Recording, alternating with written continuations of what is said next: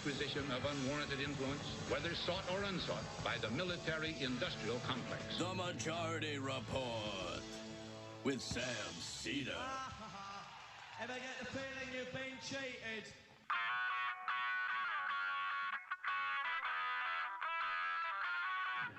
It is Wednesday, April 8th, 2020. My name is Sam Cedar. This is the five-time award-winning Majority Report. We are broadcasting live steps and steps and steps from the industrially ravaged Gowanus Canal in the heartland of America, downtown Brooklyn, USA. On the program today, Josh Orton will join us. He is the policy director and senior advisor to Senator Bernie Sanders, who has just finished announcing that he is suspending his campaign. Also on the program, Trump launches an inspector general massacre.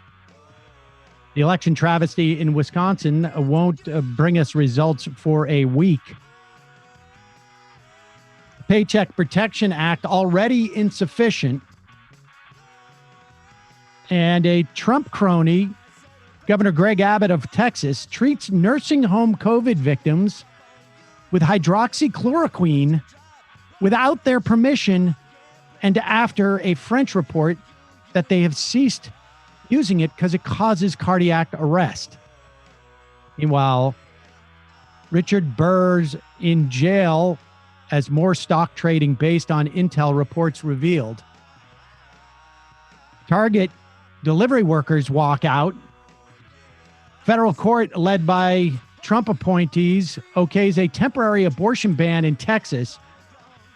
And the right wing says it's fine, but 2,000 people died yesterday of COVID-19. I'm sorry, they say it's fake. 2,000 people died yesterday as Texas, Florida, and rural America are about to feel the worst of it.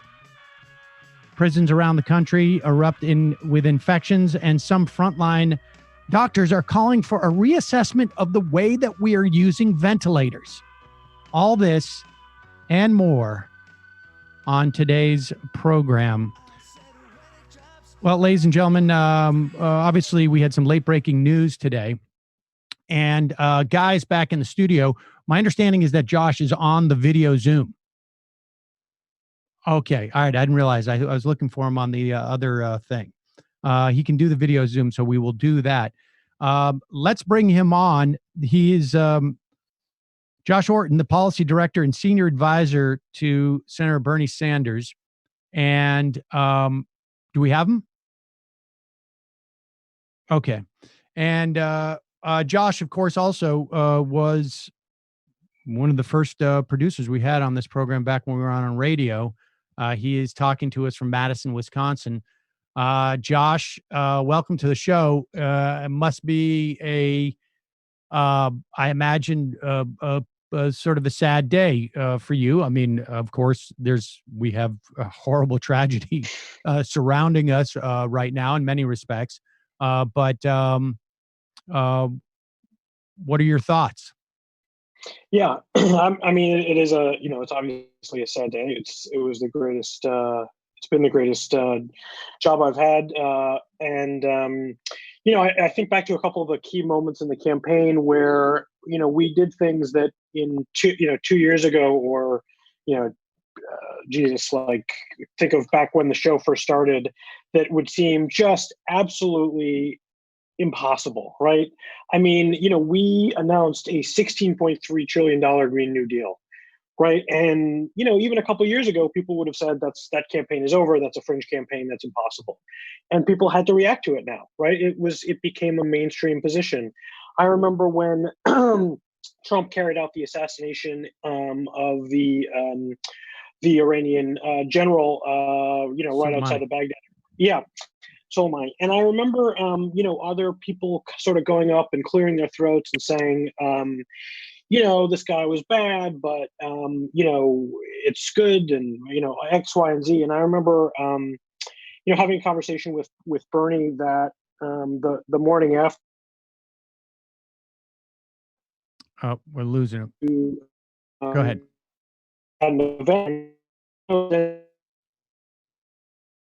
the All moral right, clarity, I Josh, think, we're losing you a was, little bit on the Zoom. was significant. And, I'm very thankful that, it was one of these things where, as someone who did policy, normally what you see happen is that the think tanks basically put together a whole bunch of white papers, and the campaigns take them and then show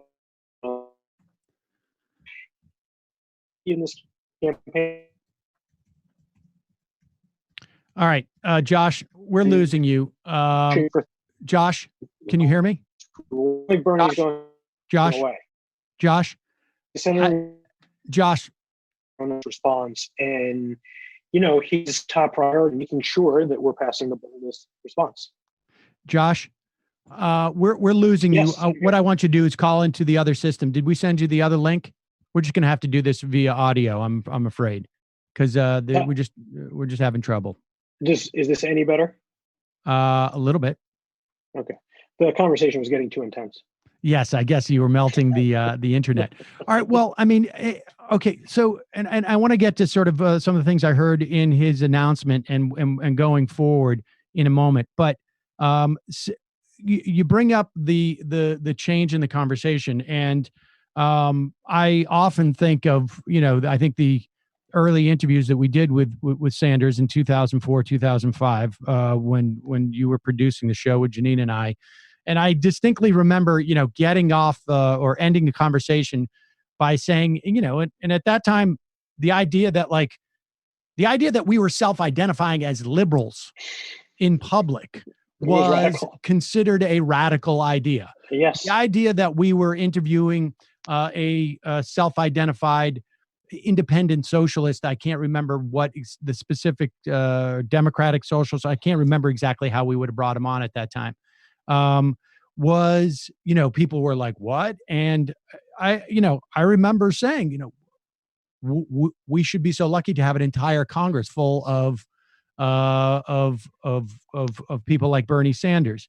At that time he was a House member, and yes, the conversation has moved dramatically, right? I mean, the idea that you could offer a Green New Deal, that you could say things like Henry Kissinger is not someone to be praised in public, and say that on stage and this and that, I think it's hugely important for setting the terms of the conversation. And I agree that on some level that it you need to change the terms of the conversation before you can put these things into action. But where are we on that accord? Like how much material benefit. It is good that there was a lot of people who said I supported Sanders' policies, but I wanted to vote for the guy that I thought was going to win, et cetera, et cetera. But what does that mean in terms of actual material difference? Well, I think what it means in terms of actual material difference is different today than it was in January, or what it would be had this pandemic not occurred, right? Because as recently as a few months ago, you saw Democratic opponents on stage talking about how, Bernie's plan for Medicare for all would kick 150 million people off of their employer health insurance, against their will. And I think at this particular moment, as unpredictable as it was at the time, that where people are actually talking about caring for the least among us, the people who are the most vulnerable. And I think what you're going to see is this conversation where, something that would not have been discussed before, all of a sudden we have a problem where, we can't, the problems with a privatized system, the problem with a privatized health system, with a privatized insurance system, with a completely disjointed economic system, just in talking about the response, one of the things that's come up over and over again is there's no real coherent way in which to create a safety net short term, because our economy has been so fractured and has been set up as an institution in such unfair ways. So I actually think that it is of utmost importance now that when we talk about, well, maybe Medicare should be covering all these bills, or maybe people should be able to enroll in Medicare when they get kicked off their private, when they lose their jobs. All of a sudden, people don't have employer-sponsored healthcare anymore. And so I think, had we not had that conversation up until now, I think the set of solutions or the options that would have seemed possible at this moment of crisis would have been much, much more narrow. Yeah, I mean, I think the idea is that there's been, and I think we have this problem across the board, frankly, is that we don't, on the left, have the same apparatus to have answers at the ready for when these crises hit. And because that doesn't pre-exist, it's, the right can just, and the center can take these things off the shelf because they're just sitting there. And now the capacity for those shelves exist, and there's some ideas that are sitting there. Yeah, and in fact, what we've, if you're thinking about, back to sort of Naomi Klein's theory of, how the right wing will actually anticipate these crises, if not sort of prompt them themselves. If we think back to the Iraq War, in order to pull those things off the shelf. And, there is one, if there is one thing that I can be proud of in this moment, it is that when we're talking about what needs to happen in terms of paying people their own salaries, in terms of cutting $2,000 checks monthly to people, in terms of making sure that healthcare is a human right. It's that old sort of saying how it's where the old canard about how right-wing politicians didn't favor marriage equality or didn't favor gay rights until someone in their family came out to them, right? And where they think, oh, someone actually is in need, maybe I should actually support this policy. And what's scary about these times is I think that people, everyone is affected, right? And so I think that now if people can get a sense, any sense of empathy, or sort of find a sense of empathy because of this crisis, I think in some strange way, that's a silver lining. Yeah, we had a caller yesterday who made the point that there's going to be millions of people who have never had experience with the unemployment insurance program, and they're going to begin to realize that this is not such a, and I think, and I think there's another thing to be talking about too in terms of the value of the public sector here, right? Because as we've been talking through solutions, as we've been talking about the unemployment insurance, as we've been talking about how to cover people through healthcare, whether it be, okay, do we try and encourage states to ramp up Medicaid coverage? What we're running into over and over again is this problem of, well, you have all these conservative Republican governors and legislators who are going to, where the implementation of these things is going to be stymied in part by their political choices. And so, it's also, I think, and I don't, this wasn't,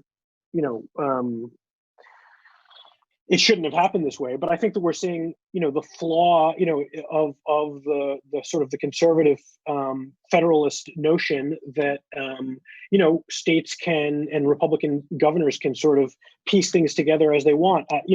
I've been stealing a medical analogy that the coronavirus pandemic is essentially a barium dye test throughout our entire social safety net, right? We're seeing every little choke point and flaw as this comes together. What do you think as you look back on the campaign? Are there things that you think that the campaign should have done differently at times? Well, I mean, what happened? 2 months ago, it looked like you had people on MSNBC saying like, "Yeah, I think this could work." Yeah, I mean, I don't know if maybe I'll do that tomorrow. I don't know if I'm going to do that today. Okay. I'm proud of the job that Bernie and Faz and others did. I think that I think that it shows the establishment still has a lot of power, and I don't think anybody was in doubt of that. I don't think anybody sort of expected it to come out in such a concentrated force as it did, but it did. I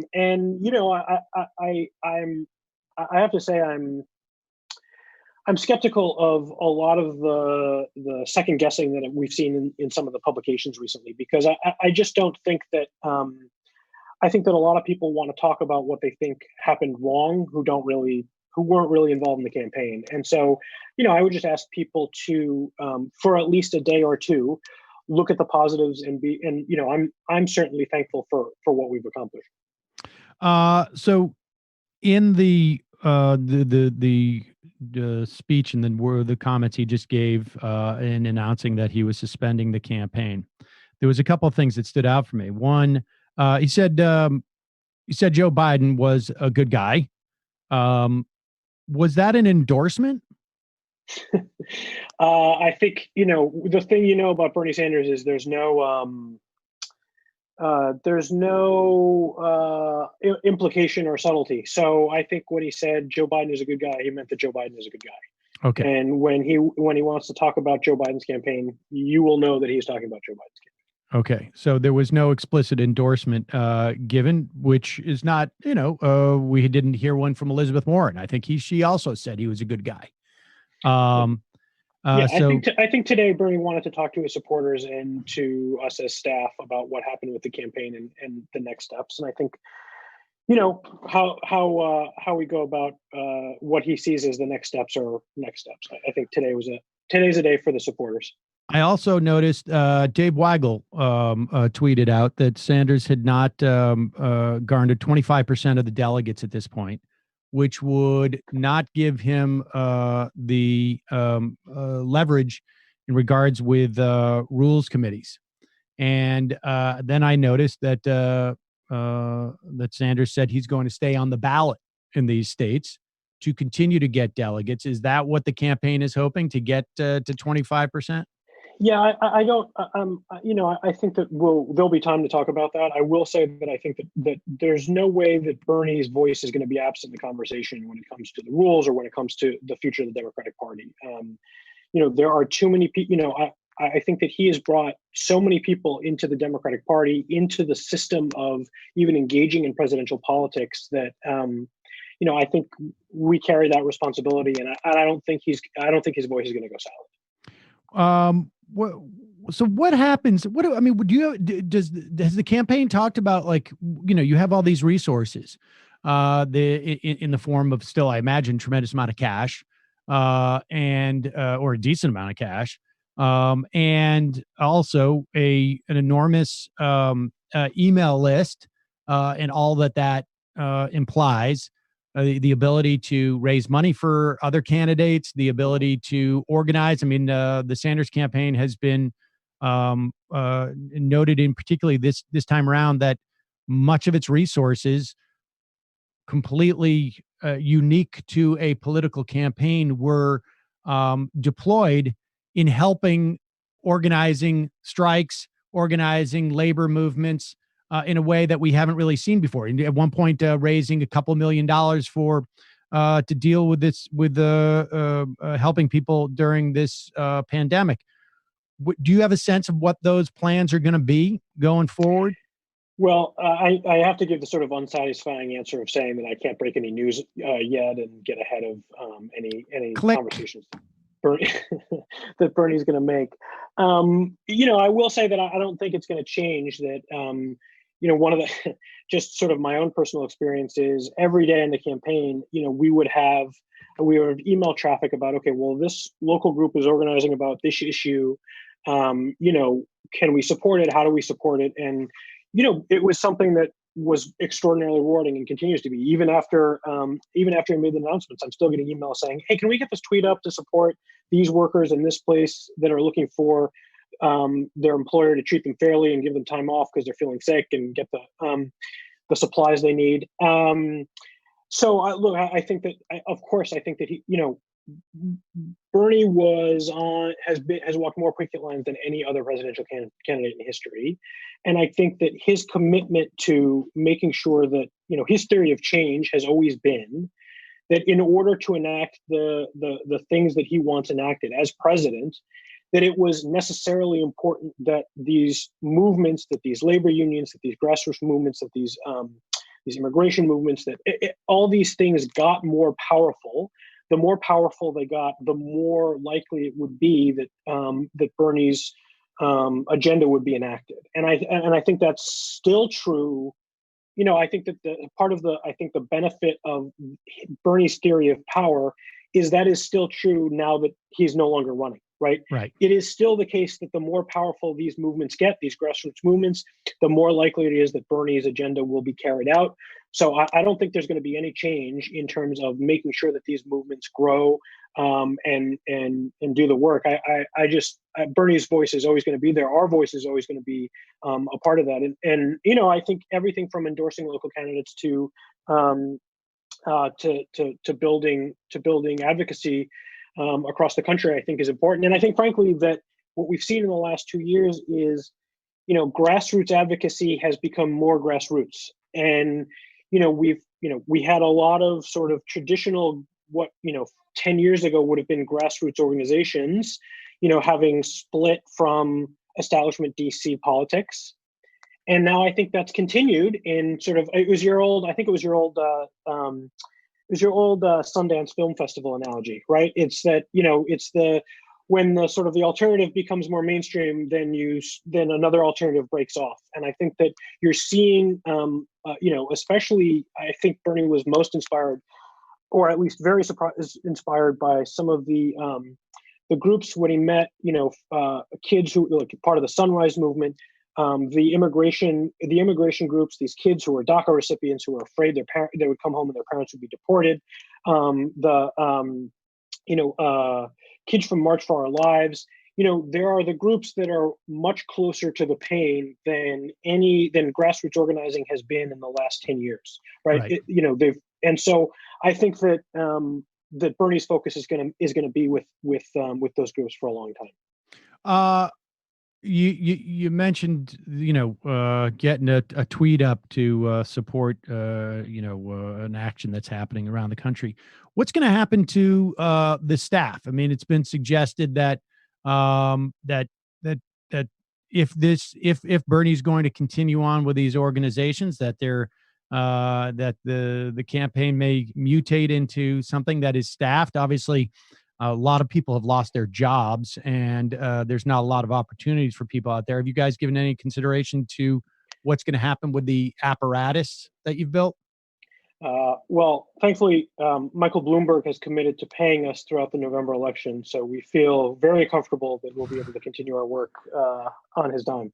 Those are announcements that'll come from Bernie in the coming days. I know that there's so many on the staff that want to stay being involved, and it's really hard right now to be a field organizer, right? And so I think part of it is not just thinking about what happens next, is how what happens next happens, right? Because there's just not a model for what's going on right now. Right. All right. Well, Josh, I wish we were having this conversation about different things at this stage. I guess, maybe over the next week or two, we get a better sense of, what the next steps are. We can reconvene. But from my perspective, I just want to, thank you and the campaign and Bernie Sanders, the conversations that we can have on the show now, that where I find myself, there are people who are, have articulated ideas to the left of what I'm presenting is something that was a dream 10, 12 years ago, even, probably 7 years ago, frankly, 8 years ago, 10 years ago. So, but I think, Bernie has brought into the mainstream a lot of ideas that were completely fringe, maybe in some respects didn't even exist, and has inspired people who I think, at the very least, my kids are going to be, voting for.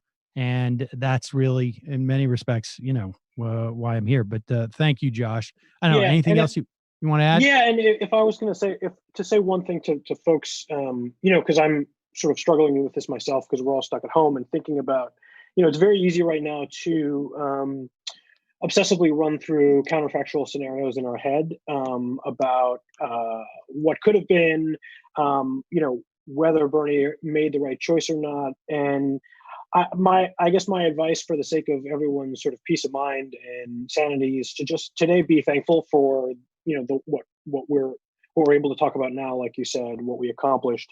I think it's a lot, and I think it's a lot to be thankful for. And I think people should, I am comforted by the fact that Bernie was such a I found it so it was so easy to work for Bernie, especially in the last month, because despite what was going on with the primary, there's not really two Bernies. So his focus was so immediately on the people who were the most vulnerable people who were affected by the coronavirus pandemic. I can't tell you the number of conversations we've been in where the exercise is to just keep thinking through, okay, you've lost your job, you have a kid, what bills do you have to pay? In what order do you have to pay them? How do you get food to people? I mean, he's been so laser focused on that experience that people are having right now. It has been it's helped me not think about myself and not to sort of wallow in our own sort of political situation. That he has really sort of helped show me that right now we have to think about what we can do for other people. And, I think if people want to sort of honor what we've done, it's to do that. It's to think about how you can help other people today. Josh Orton, Policy Director, Senior Advisor to Senator Bernie Sanders. Thanks so much for your time today. I really appreciate it. Thanks, Sam. All right, bye, Josh. Bye-bye. Michael, we bring Michael Brooks on. So let's talk a little bit about this. Nomi is going to join us in the later in the program. We'll have Jamie. We'll hop on. I don't know if we can handle all the Zoom. I also want to find out what Josh did. All the Zoom. I want to find out what Josh did when he changed something and all of a sudden it worked. Because that we need some of that around here. But obviously, it's not a huge surprise. And I know there's going to be some people who say, like, why didn't he do it before Wisconsin? People should remember that the vote yesterday, we all look at it outside of Wisconsin as a primary election. But as we spoke to John Nichols the other day, there were dozens, at least, if not more, mayoral elections, like general elections that were happening, and the Supreme Court one, which was the big one. Bernie Sanders could have said, don't come out and vote. And then, the fate of that Supreme Court seat in Wisconsin would have definitely been sealed. And, once the Republicans insisted upon having that election, he did, we should say beforehand, say that he thought that there should not be an election on that day. The whole thing should be punted. But all right. So putting that aside, what's your first reactions, Michael? I mean, the first reaction is obviously, I guess personally, I was pretty prepared for this. I thought this was clearly coming. I wanted to advocate that he continue in the race. I thought there was some real value, particularly in the first couple of weeks, the way he was mobilizing around Corona. Frankly, I think in the first couple of weeks after it dropped, I think in the last 2 weeks, I would have liked to have seen, and Josh asked us not to second guess, so I'll try not to do much of that. But I would have liked to seen some specific mobilization against the bailout. I think we talked about that. I think there was valid criticism there. And I think now, I would, as somebody who supported this campaign very strongly and does believe in the grassroots aspect of it, might not have been electorally successful, but I do think there was something important to it. I do think I would like to be engaged with and curious about how they can keep organizers going. And maybe really specifically morph into something institutional. The most, obvious thing to me seems like some type of pressure around Medicare for all. But it's sad, it's disappointing. I know people are going through a hell of a lot right now. The only other thing I'd add to that is I do think that tragically and by necessity, there is also a lot more room in politics right now. I was somebody who never sort of, I think things like strikes and protests and, labor organizing is obviously incredibly important, but you don't want to kind of, write checks you can't cash. In the last couple of weeks, things that have been not really on the table before are becoming much more relevant to politics. People are going on strike. People are doing a lot. horribly, because it's by necessity, because their physical lives are at risk working at an Amazon plant, as an example, or they can't pay their rent. There's nothing to romanticize about just how awful the material conditions are, but real changes are happening in politics on even that sort of outside of electoral level. And I think that should provide us some grounded optimism. I appreciate Bernie. I think he's done a hell of a lot, and I look forward to see them constructively continue. Yeah, I mean, I think the point that stuck with me from that Josh made was that we, in the absence of his campaign, the idea of Medicare for all being this mainstream simply wouldn't be out there. Right. And so now you can have, some op-ed writer on Forbes going like, maybe it looks like the obvious thing to do now. So it's on one hand, the idea of moral victories being really that and a quarter will get you a phone call. Yeah. Right. In some respects, the value of mainstreaming ideas and showing popular support for ideas becomes obviously far more important in moments like these, when, opportunity knocks, as it were, or needs knock, however you want to frame that. I think there's a balance to it, because I like the way you set that up. I mean, the groundwork is really important, and things are in play now that maybe weren't there before. But I have a problem with this, and Bernie does it all the time. I think it's a bit of a bedtime story to talk about, the poll numbers changing on various policy issues when the battles aren't being won. And that does really concern me.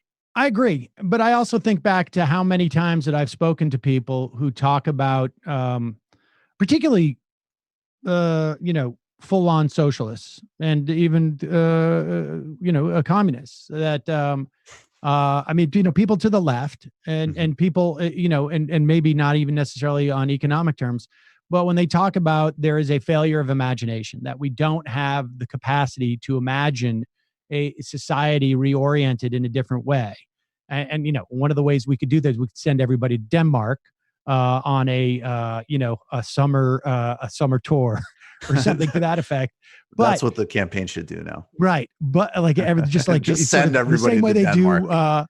Do those things to Israel, where exactly.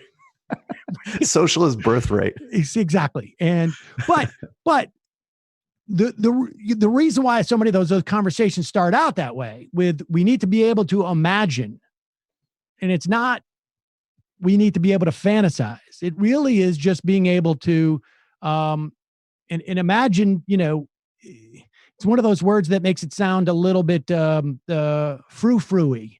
I don't know.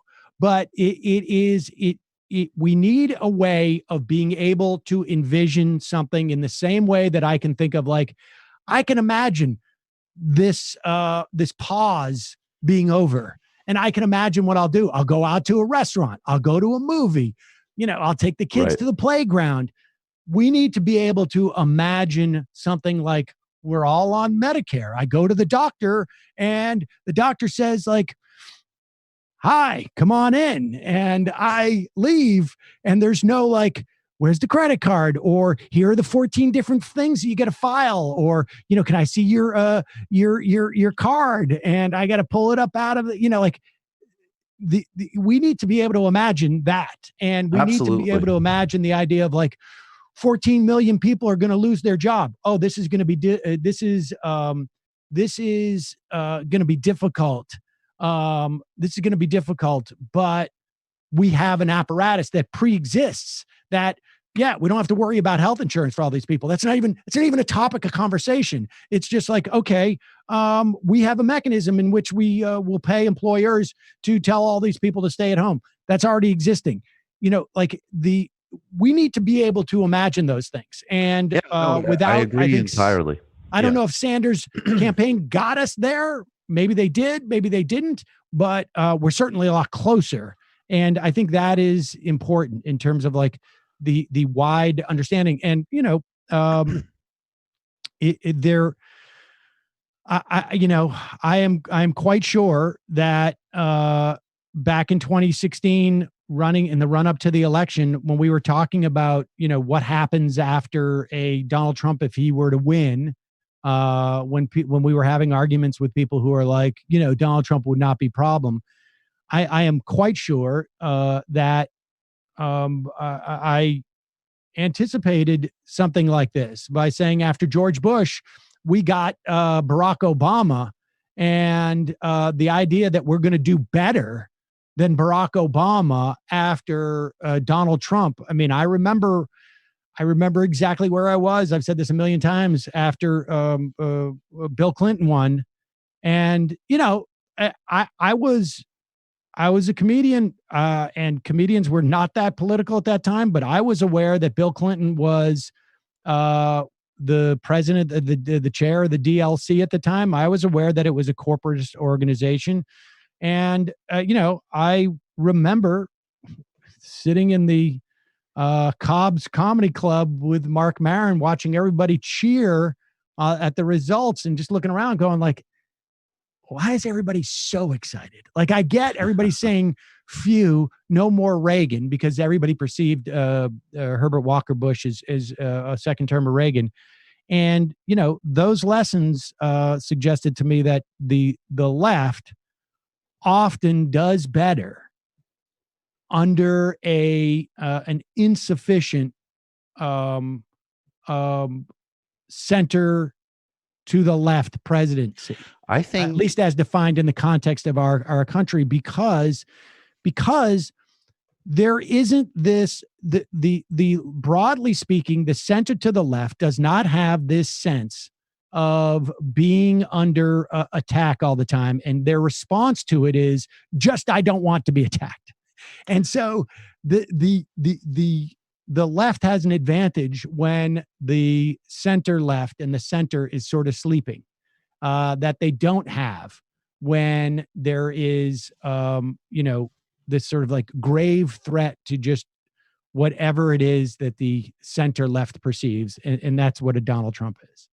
I think there's another paradoxical lesson to also draw from now too, where, I'll have sort of pushback that might earn me some annoyance from both quarters here, both sides. But I think that sorry? That would be halves. Excuse me, both halves. I'm a little tired, Sam. We're in quarantine. Tell me about it. You see the bags in the I do. I didn't even want to say, but Jesus Christ, buddy. Yep. I think that the nature of the Democratic Party changing, kind of going back to what you said, is another thing that's going to require some really honest assessment. That on one hand, of course, Sanders has shown that there's a real constituency here, and he's put policy options on the table, and he's trained people, and there's movement building and these other really, really important things. But the party as a whole, I don't perceive it as having in any way moved significantly to the left. And I think that that's something to be, to be honest about and really assess. I think the bigger point you're making actually fits with that, because it's like, even in such extreme circumstances, there isn't this sort of ideological recalibration for a better option. Essentially, it's still the same. It is the kind of like, it's first this tragedy, then as farce version of 2008. Can we just get out of the disaster in an even sort of heightened, and what an election between Trump and Biden is almost like a Habsburg election. This is really extreme and embarrassing to even contemplate this general election.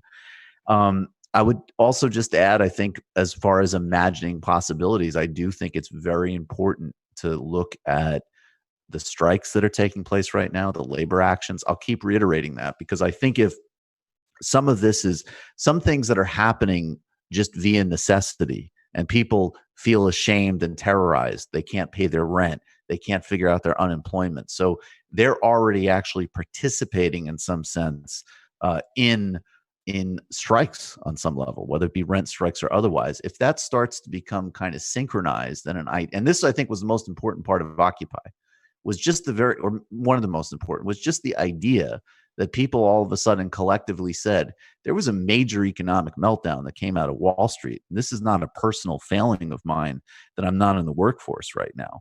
Maybe it's a failure of Wall Street. Maybe it's a failure of policy. And I think right now you already see a much more aggressive expression of that in things like the Amazon strikes, that if people start to really realize that they're in this together, that this is not their fault, and that the policy mechanisms have been totally insufficient to meet their needs, maybe there can be some more sort of aggressive imagining of action. And I think that that's actually a very big opportunity right now, and something that, again, I wouldn't have emphasized a couple months ago because we weren't there, but we are there now. Right. I mean, I think that's the whole point of the value of Sanders' campaign, is that those people are, I think for the most part, we have Target workers who are walking out today. Yep. And Josh Orton's, I guess, analogy of the sort of the barium that you put through, you drink, and it shows all the sort of flaws in the, I think to a certain extent, what's happening with the four people is that they're starting to realize, like, hey, wait a second, I'm getting screwed here. Once, it's one, like, as the tide goes out, right, people start to realize, hey, I'm the first person not covered by water. That's right. However that works, or I'm the first person who is grounded in this situation. And the Sanders campaign has provided some solutions to what they are realizing is their problem. And hopefully, and like I say, there is no doubt in my mind that these movements are going to do better under a Biden presidency than a Trump presidency, because there are going to be, if you look at it as just sort of like a pyramid, there are going to be, and just in terms of the personnel, just staffing a Biden administration, which is massive, you're going to have different areas, smaller places, maybe at first, maybe in some higher places, where there are going to be people who are more sympathetic to these movements and are going to provide for them resources. And maybe those resources come in the form of, legislation. Maybe they come in the form of regulation that are going to make organizing easier, that are going to empower people in different ways, and are going to basically push other issues off the table, instead of like, hey, you shouldn't be allowing more mercury in the air, or hey, why are you having these private slaughterhouses inspect their own meat, or hey, why are you trying to take away Medicaid from 10 million people? Instead of that, it's going to be these other questions that that will get more attention. And that's, I want to put another way that's maybe more provocative when I think about the dynamic of who you want having national power at a time like this. The Democratic Party in the iteration of Joe Biden, Nancy Pelosi, Chuck Schumer is dead. It has no, it can still obviously come together to win a primary and potentially the presidency if a lot breaks the right way electorally. And by the way, I think we need to be clear. I think, yes, the volume and the torrent will be different, but I think under a Biden presidency, you'll need to, we'll be back to the aughts. You'll be fighting another Simpson Bowles commission, Sam. We'll be fighting that. I have no doubt about that. But the relentlessness and the range of what's coming at people will obviously lessen. I think that's people need to be real about that. In addition to that, I want to also say that having a totally dead project as almost like a caretaker government. And in some way, you know, the more you look at Biden, it really starts to remind you of the Politburo in the Soviet Union before Gorbachev, when they just had a string of guys that were like just about to die just to keep the machinery going and protect people's narrow interests. That's really how I see it. But again, and so that is actually different than, let's be honest, a right-wing politics right now, which is actually much more aggressive, much more intelligent, has a plan for retaining power, is synchronized in a global governance structure. They're not all the same, but they're governing in ways that complement each other. They're thinking through different problems together. The populist right is infinitely more, and this is the thing that, liberals, it's funny, they need to get used to. The populist right is a hell of a lot smarter and more strategic and more understanding of power right now. So when you think about who's occupying the White House, I say this, to people in my zone, think not only just of the kind of traditional arguments about the range of things coming at you and who is most vulnerable, which is important and what, Sam, you're emphasizing, but also literally like, are you fighting against something that is just a caretaker? It's going to do a lot of damage and it's going to be disgusting. I'm not going to, sugarcoat that at all. But it's not, the Biden project is not new. It's the last breath of something that started in the 80s. And the right-wing populist project is beginning and could be locked in for decades. Yes. And I would say that I think I would even go further and say that type of caretaker thing, like I can imagine if we were to have insight as to what was going on in that Politburos, there's a lot of jockeying. And in those situations, that is where there is opportunity. That is where, something has to happen. And certainly on some level, what we see with the Trump administration is the complete lack of leadership at the top. It just means that, like, hey, I got an invite to a dinner with the president. Great. And I go in there, I say 5 words, and all of a sudden the whole policy for the country changes. And that's sort of, I'm not saying it's the exact same, there's an analogy, not quite in that sort of, so there is opportunity. I want to bring in Nomi in a second. We're going to blow out format today. It's just not happening. And we'll figure out a way of doing this other stuff in a bit. But first, let me just read this from Skillshare, because the Majority Report today is made possible in part by Skillshare. And for the first 500 people who go to skl.sh/Majority Report 7, you're going to get a free premium membership to Skillshare for 2 entire months. Skillshare is an online learning community that offers thousands of classes on most any topic you can imagine. All classes taught by experts in their field. They have classes on drawing. They have classes on painting. They have classes on video editing and photography, and video and photography editing, web design and web editing, running a small business, and a whole lot more.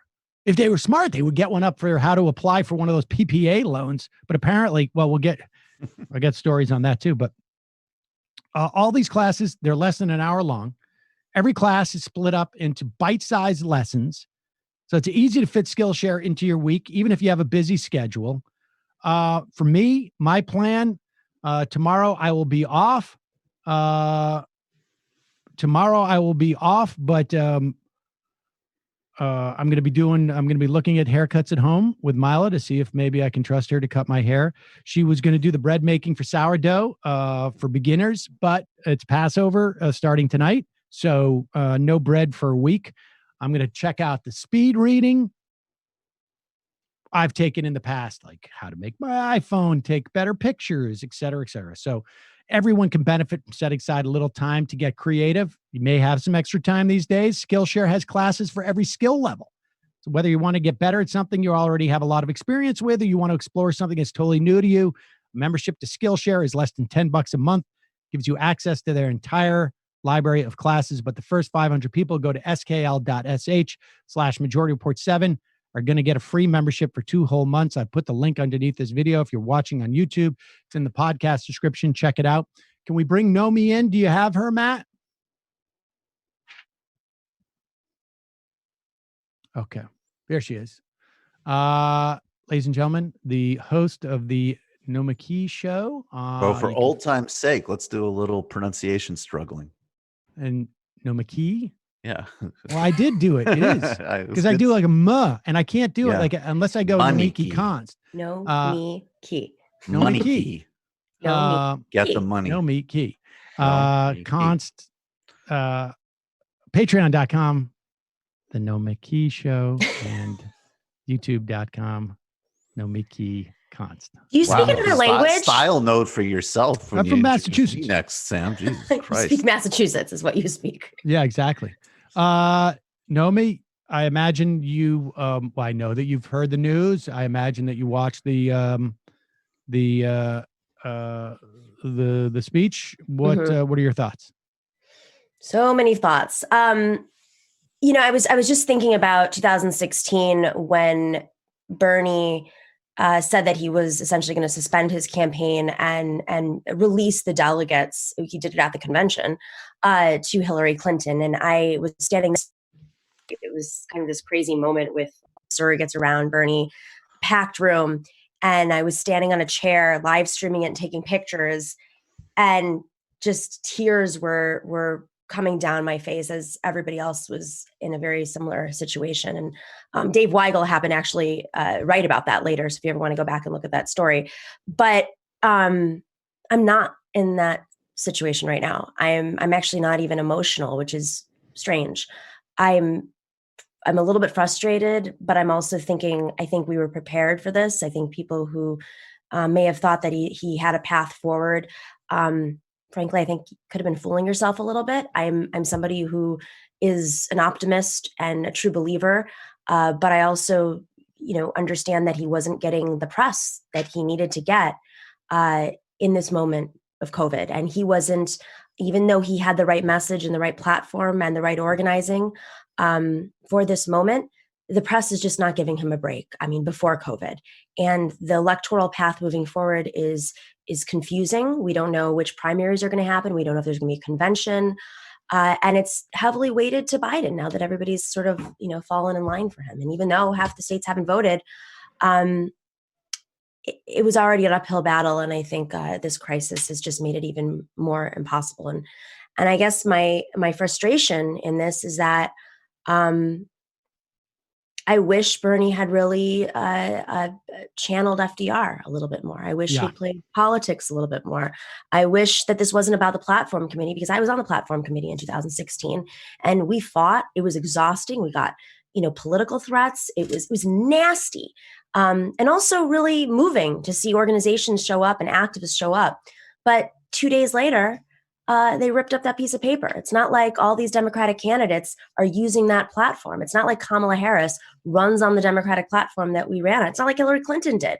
So I think that Bernie, really could still use the leverage he has, but that would require a tremendous amount of political analysis and understanding how power works. And I don't know if that's something that Bernie inherently gets. Yeah, I mean, I we don't have a sense of what conversations happened between Biden and Bernie that led to this, or where it's going in the future, and certainly, I think the agenda is going to be focused on trying to build outside power, and I don't know how much of ultimately in the short term how that translates. I mean, I agree with you. I think. The only analogy I can make in terms of when you talk about FDR more, I mean, that's really just a messaging politics type of thing. And in some respects, the analogy that I make was, I came up in the sort of the alt comedy world and there was a lot of what drove my generation of comedians as Cross, less Marin. Right. Well, as critiquing the sort of comedy and entertainment at the time was, that's what drove a lot of that generation of comedians, and it opened up a lot of things. But you could do a show where you want to completely revamp, and maybe you've seen this sometimes in news too, where you have a format and really what needs to be changed is the content, not the format. But instead, it's like, instead of like us sitting at a desk and interviewing people, I'm going to be floating in an orb, and I'm going to be, all we're going to use 3D Very Marianne of you. holograms. Very Marianne of you. You know what I think is the problem? 3D holograms. Let me just finish this analogy. And instead, what it really should be is just have a different, more interesting set of guests and interview them and interview them sitting down. And you don't need an orb. You don't need 3D. Just having it more interesting in a different set of guests. And on some level, Sanders, how he presented the issue sets, I think made it a little bit harder. And I don't know if it would have made a difference, but it made it, I think, a little bit harder for some people to sort of like adopt. And it made it a little bit easier to make what he was saying more radical sounding than it actually was. I think there's a dual problem that they had communication wise, and they also contradicted themselves in it, because on one hand, there's this insistence on using language that certainly by the time he was actually a front runner, you did really need to drop. Because the truth is he's basically saying, like, look, I'm about to lead the Democratic Party. Obviously, I have major differences with these people. I've ran a different campaign. I have a different value set. But I am going to consolidate now because I'm not the outsider anymore. I just won Nevada by a landslide, and I'm about to try to get this nomination. So you can't keep talking the same rhetoric. You need to pivot hard. And I think the FDR stuff is also there. And I think there's a million different messaging areas that could have been improved to frankly, from the beginning, sit down and say in 2018, okay, our campaign is fundamentally about dealing with the structural issues of this society, and what just drove the midterms was non-ideological resistance people. How do we synthesize those messages? And then on the flip side, and this is where what always would, what did frustrate me was like, okay, you can't let go of this revolution talk, but then on the other hand, this is like the teddy bear campaign that can't draw distinctions and can't go on attack in just a normal campaign sense. And obviously I mean that in the beginning with drawing distinctions with Warren. And I mean that from much earlier on, and it never happened with Biden, because I always thought this is a Sanders-Biden race. Totally. I never bought any other dynamic. Those are the choices. That's where we're going. And so I think that they really, that if you cut down the revolution rhetoric and increase just the traditional like oppo research and campaigning, that would be a lot more effective. And Bernie's thing was in his entire the problem is, well, I don't know if that's the problem, but Bernie's entire political history has been about not negative campaigning. But that's bullshit. I mean, I hear you, Sam, and I've heard that. I'm not disagreeing with you. I'm disagreeing with the idea that he does a negative campaign. I mean, he had no problem drawing distinctions between himself and Hillary Clinton on stage and otherwise. Right. So it's a convenient excuse used when he doesn't want to confront things that he's uncomfortable with. And I love this man. I love this movement. I love this organization. I pretty much love everybody on the campaign with all of my heart. Last campaign too, and this campaign. But the political sophistication of this campaign was crap compared to 2016, when everyone was just like flailing and didn't know what to do. But you had people who had run presidential campaigns before in 2016. And I'm not saying that the people on this campaign weren't good at what they did. There just wasn't enough. There wasn't some central guiding force. There wasn't, there's no reason why some of these may not have also had the relationships with Sanders to make him do things that he didn't want to do. Right. And it's true. That's fair. But at the end of the day, and I'm that's a really great out for a lot of people who might be in his inner circle. But the reality is, when you're a campaign manager, or a general consultant, or whoever's leading your campaign, it is your job. Yep. It is your job to make sure that the message gets to the candidate, and to, make sure that all the rough edges are softened a little bit. That is your job. It's also your job to set up a political operation to make up for any discrepancies or problems that the candidate himself has, so that you don't lose the WFP, as much as I just have my own personal opinion about them. The WFP, which is ridiculous that they didn't get their support. So you don't lose Raul Grijalva's support. So you're growing the tent, not it's ridiculous that he's the front runner, raised more money than anybody else, has the largest on the ground operation probably in presidential, primary history, and yet he lost support. There's no excuse for that in 2020. And I'm sorry to already go into the analysis, but I really think that this was a combination of communications, as Michael says, communication strategy and political strategy.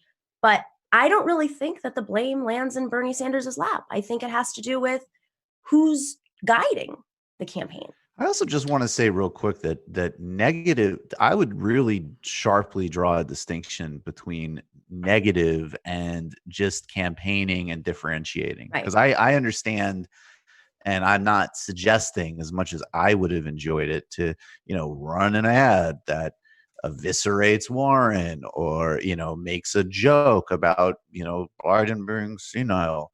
I'm not talking about that. I'm saying very clearly and very early on. I mean, he did it a couple of times with Biden, but spend 10 months talking about Social Security, Medicare, and being like, here's the real risk here.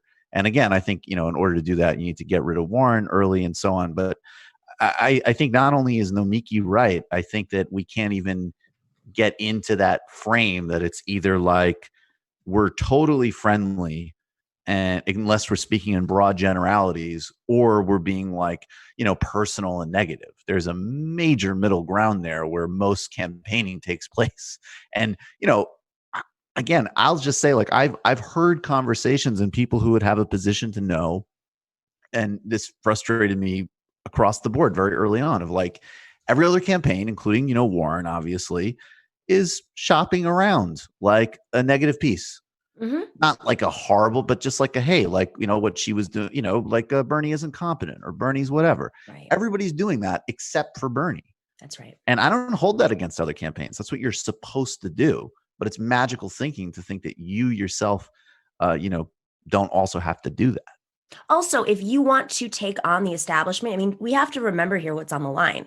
It's not just that you have millions of small dollar donations. People have dug into their pockets and knocked on doors. It's not just that you're representing probably the most meaningful movement in several generations, without a doubt, for progressives. It's not just that you're representing the lives of people. People who really are dying, right? Literally at this moment, dying because they don't have access to healthcare, or drowning in student loan debt, or other debts, or don't have job opportunities. We know the litany of issues. Bernie is the only option for them. So with that guilt, because I'm Greek and I like to throw out the guilt, you have to keep in mind that it is you to defeat the establishment, that the neoliberal consortium that has suppressed this movement and working people for the last several decades in particular. It's going to require a level of sophistication and ballsiness that you are not comfortable doing. And that's what it means running for president.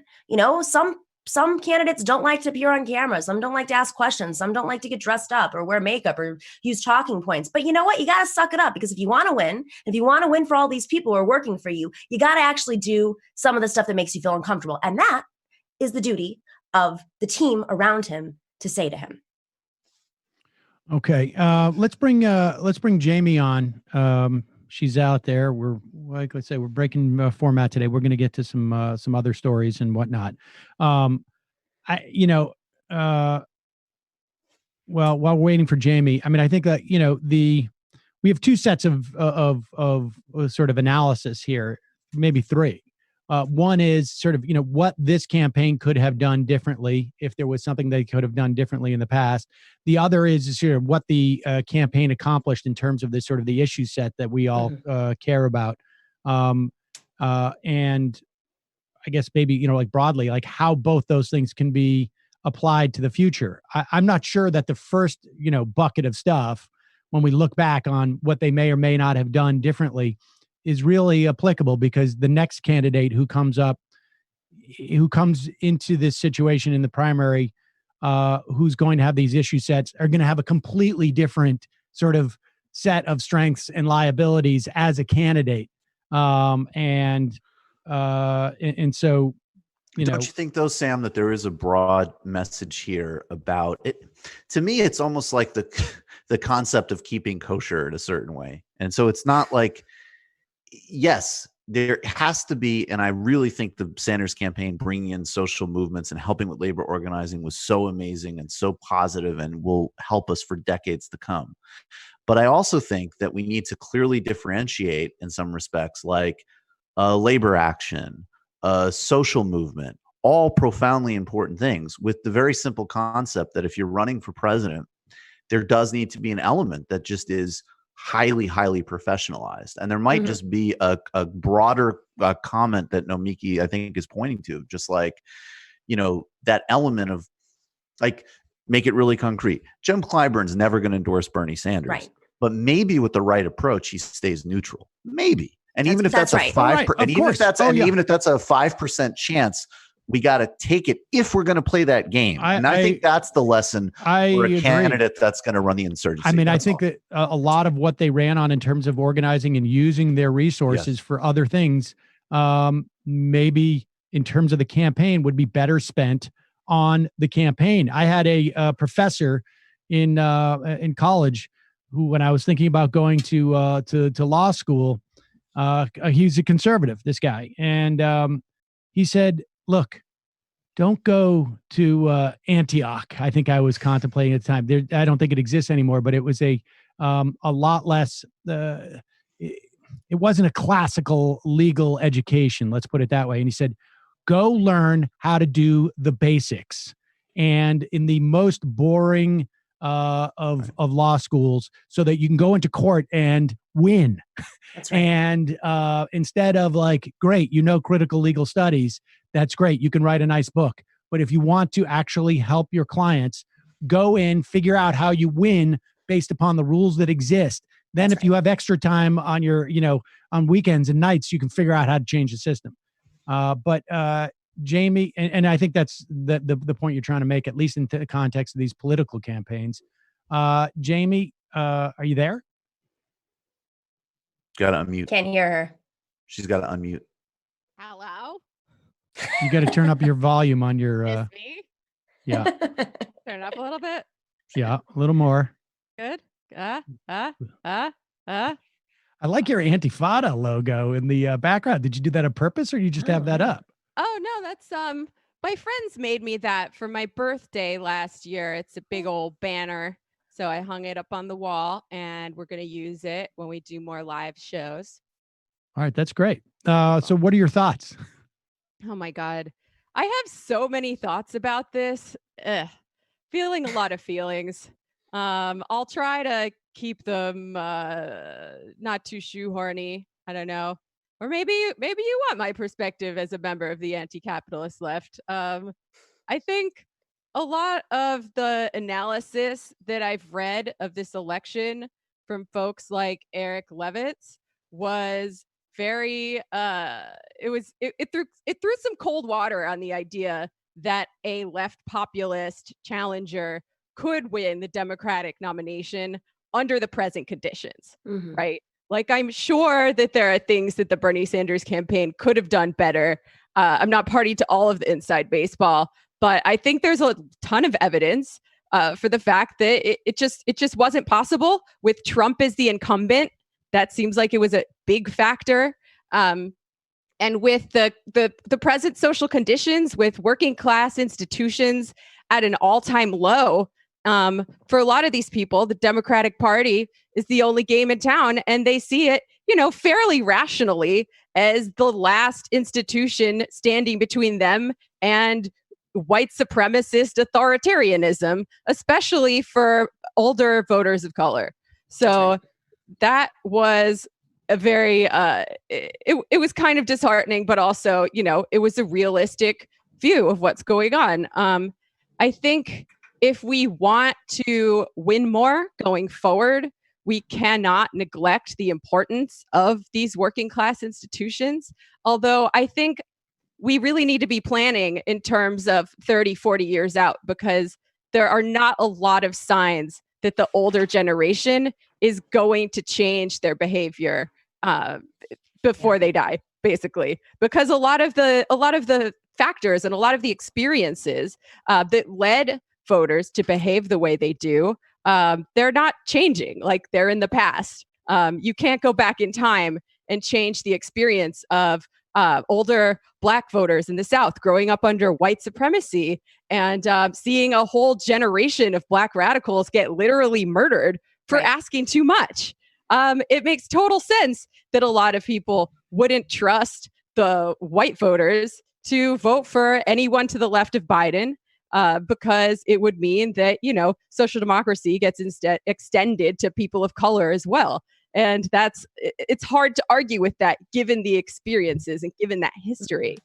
Let me throw this question to everyone on the panel that we've assembled today. If let's just stipulate that the idea of organizing versus, and maybe they aren't necessarily in conflict, but you have a limited amount of resources. The idea of organizing versus the sort of idea of like that Michael expressed in terms of Jim Clyburn, like, let's just call it the backslapping. All right. Mm-hmm. That when you're running a presidential campaign, that backslapping might be more important in this context, where you get a couple of key voices, because like you say, Jamie, African Americans, they're, a lot of those people have an experience and a relationship with the Democratic Party that may be different from a lot of other people because of history. But if Jim Clyburn does stay silent in South Carolina and Biden doesn't win by, the amount that he did, maybe the thing is different. Let's just, stipulate that. What about the idea of, in terms of policy sets, where, from my perspective, and I don't, I know there are differing opinions here in terms of like the implications of Warren's plan to get to Medicare for all and Bernie's plan to get to Medicare for all, but now they are completely equal. They are both completely inoperative and dead.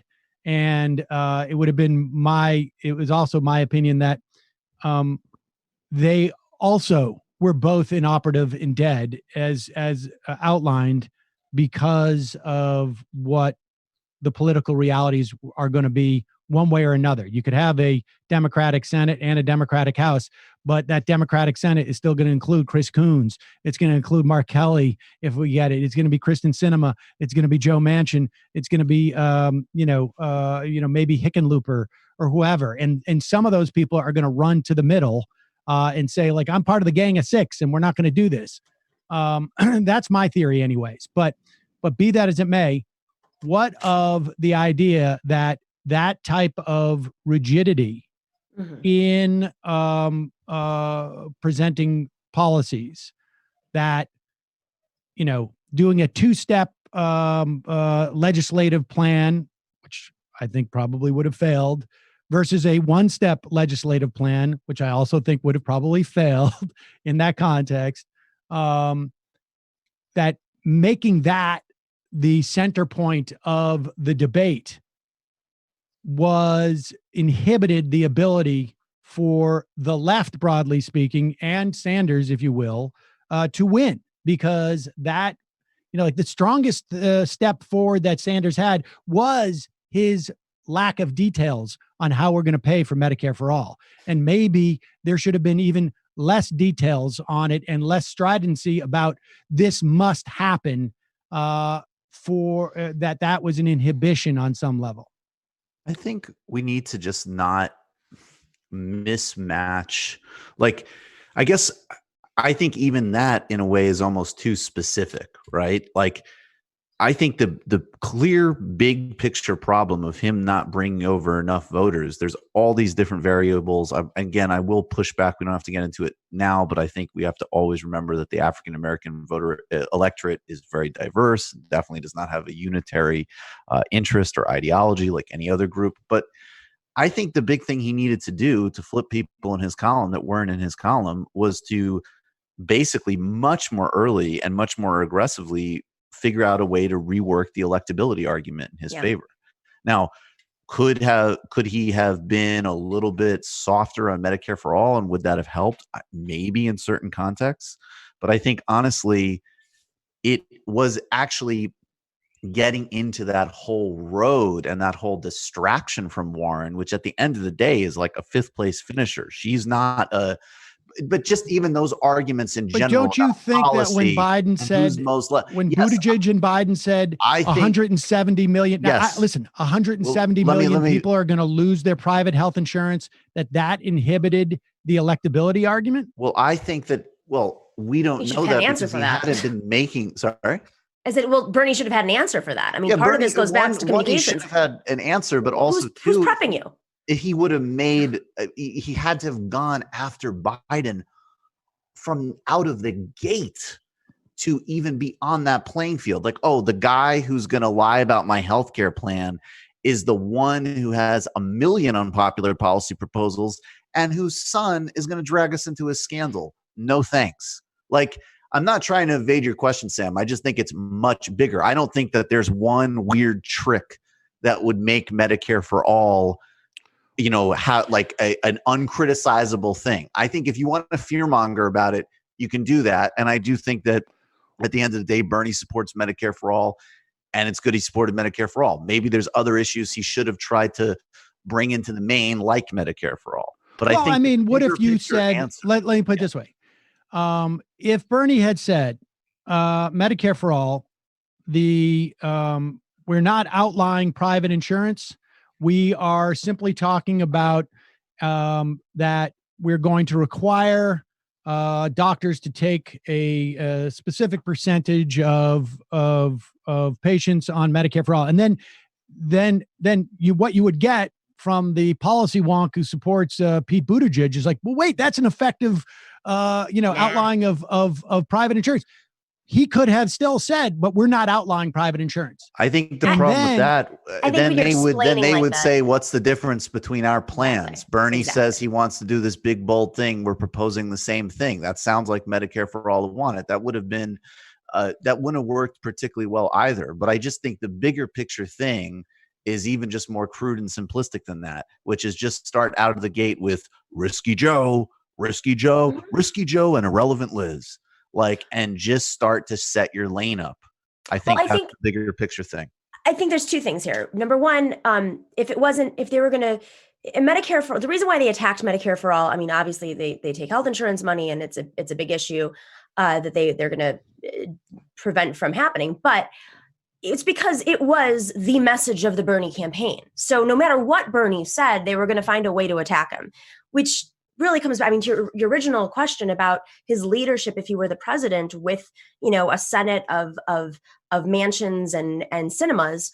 This is what it means to be a leader. I mean, what Obama effectively in some cases did, which is strange because he doesn't really have this innate ability, is that he was able to use his political power to leverage against senators towards the end, especially when he wanted something accomplished. Not always. I mean, we know that, that he had a lot of gripes with the left in particular. I mean, Keith Ellison, he had a very public feud with, and that is part of the reason why he went after Keith Ellison so aggressively in those final days with Tom Perez. Could have gone a different way, but that's leadership. And that really comes back to the politics here. The next left leader, whoever that left leader is that runs for president, that hopefully is as far to left as Bernie and maybe even more so, they have to have that political infrastructure so that they know how to build the coalitions, pressure leaders, pressure Senator Schumer, whoever the next Senate leader is, and to pressure Pelosi, whoever the next leader is in Congress. We have to understand this is not a game of oh, well, we have to be prepared because 5 Democratic senators might turn on us. Well, of course they are. You have to play a little Johnson here. I know that. I guess my point is, though, and from what I'm hearing so far, and Jamie, you can weigh in on this too, is that one, there may be some agreement that having a more backslapping campaign, for lack of a shorthand, is important, but there's no sense that that taking issues with that level of rigidity impact the electability argument. I personally believe that it might, that there are, that in fact, that does impact electability. Barack Obama won that election in 2008. and he and Hillary Clinton and John Edwards had the exact same healthcare program. Mhm. The only difference is that Barack Obama said, we don't enforce a mandate. And we just make it we make it a tax. And that's what he said. It was basically the mandate that we got. And But he didn't win on that.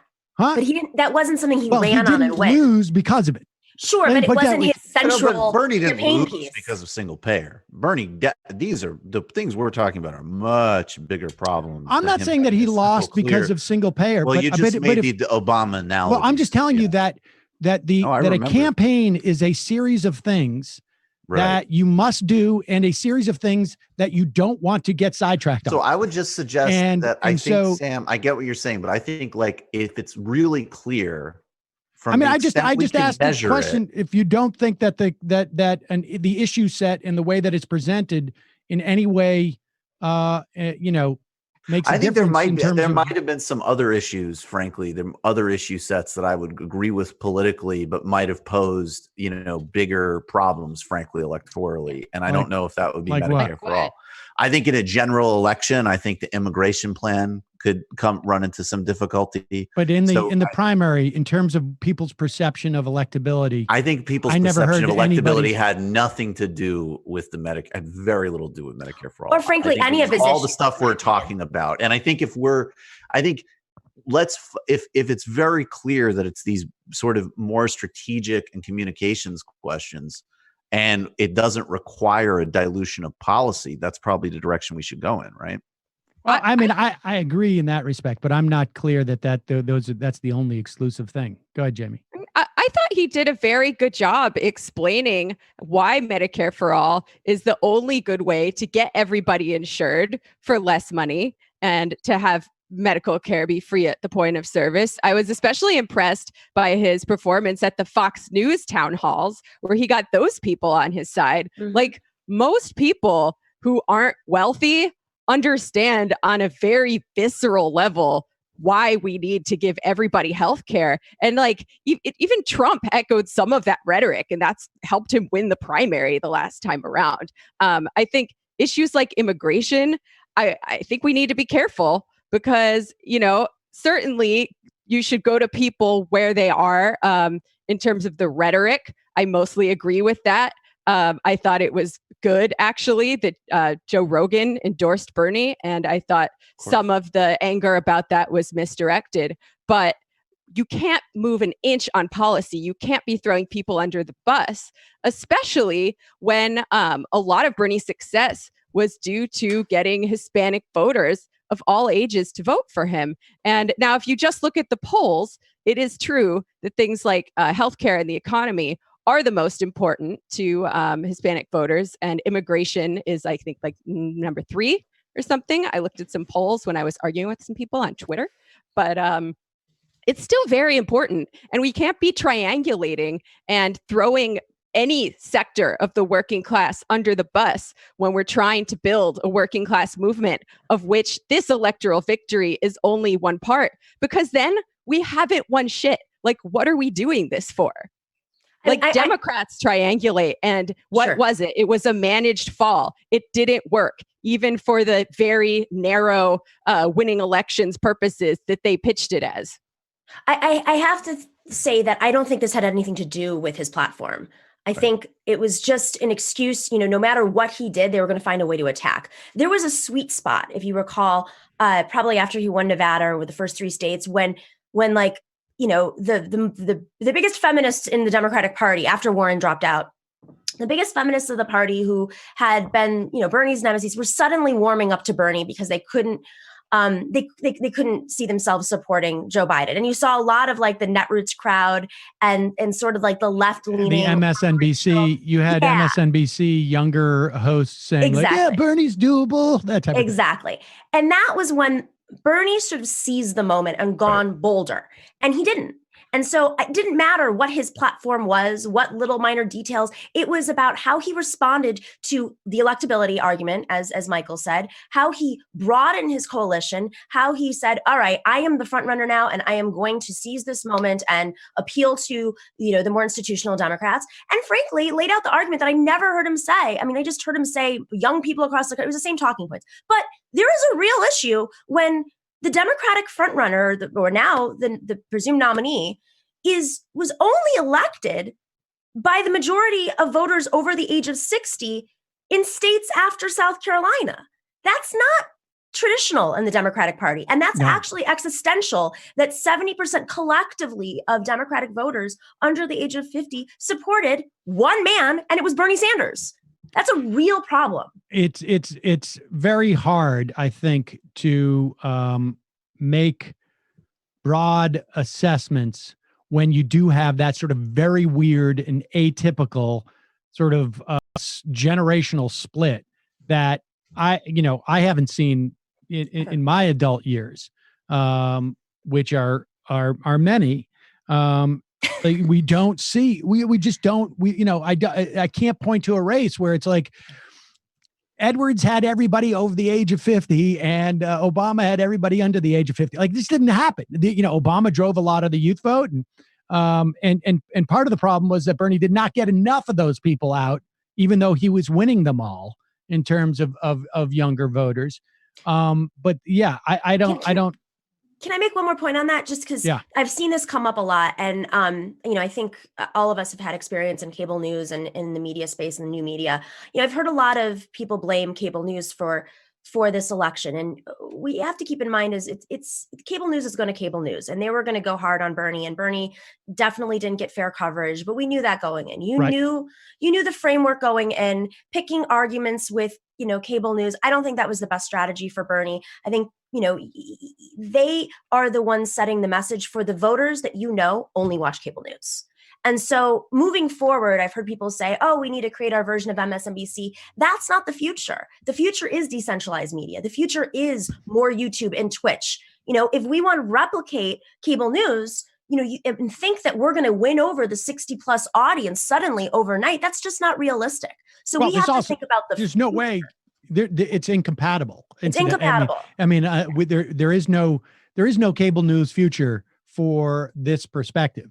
These things are almost diametrically opposed. Right. And they're dying. And they're literally, I don't mean to, existentially, we have to keep in mind. Nomi. Well, no, not COVID. But this is really important, because I think we often look back at elections and hyper-react to the last election rather than thinking in 4 years, the demographics are going to be even more in our favor. Right. So how do we make up that difference and take the millennials who are going to be in their 40s and going to be prime voters and play out what happens with the demographics over 60, which are becoming smaller and smaller by the day.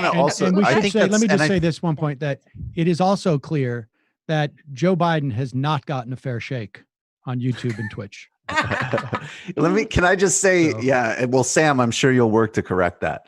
I just want to say that I think that this is another criticism, actually, and I'll point to Mike Figueredo, who does the Humanist Report, which is a good YouTube show.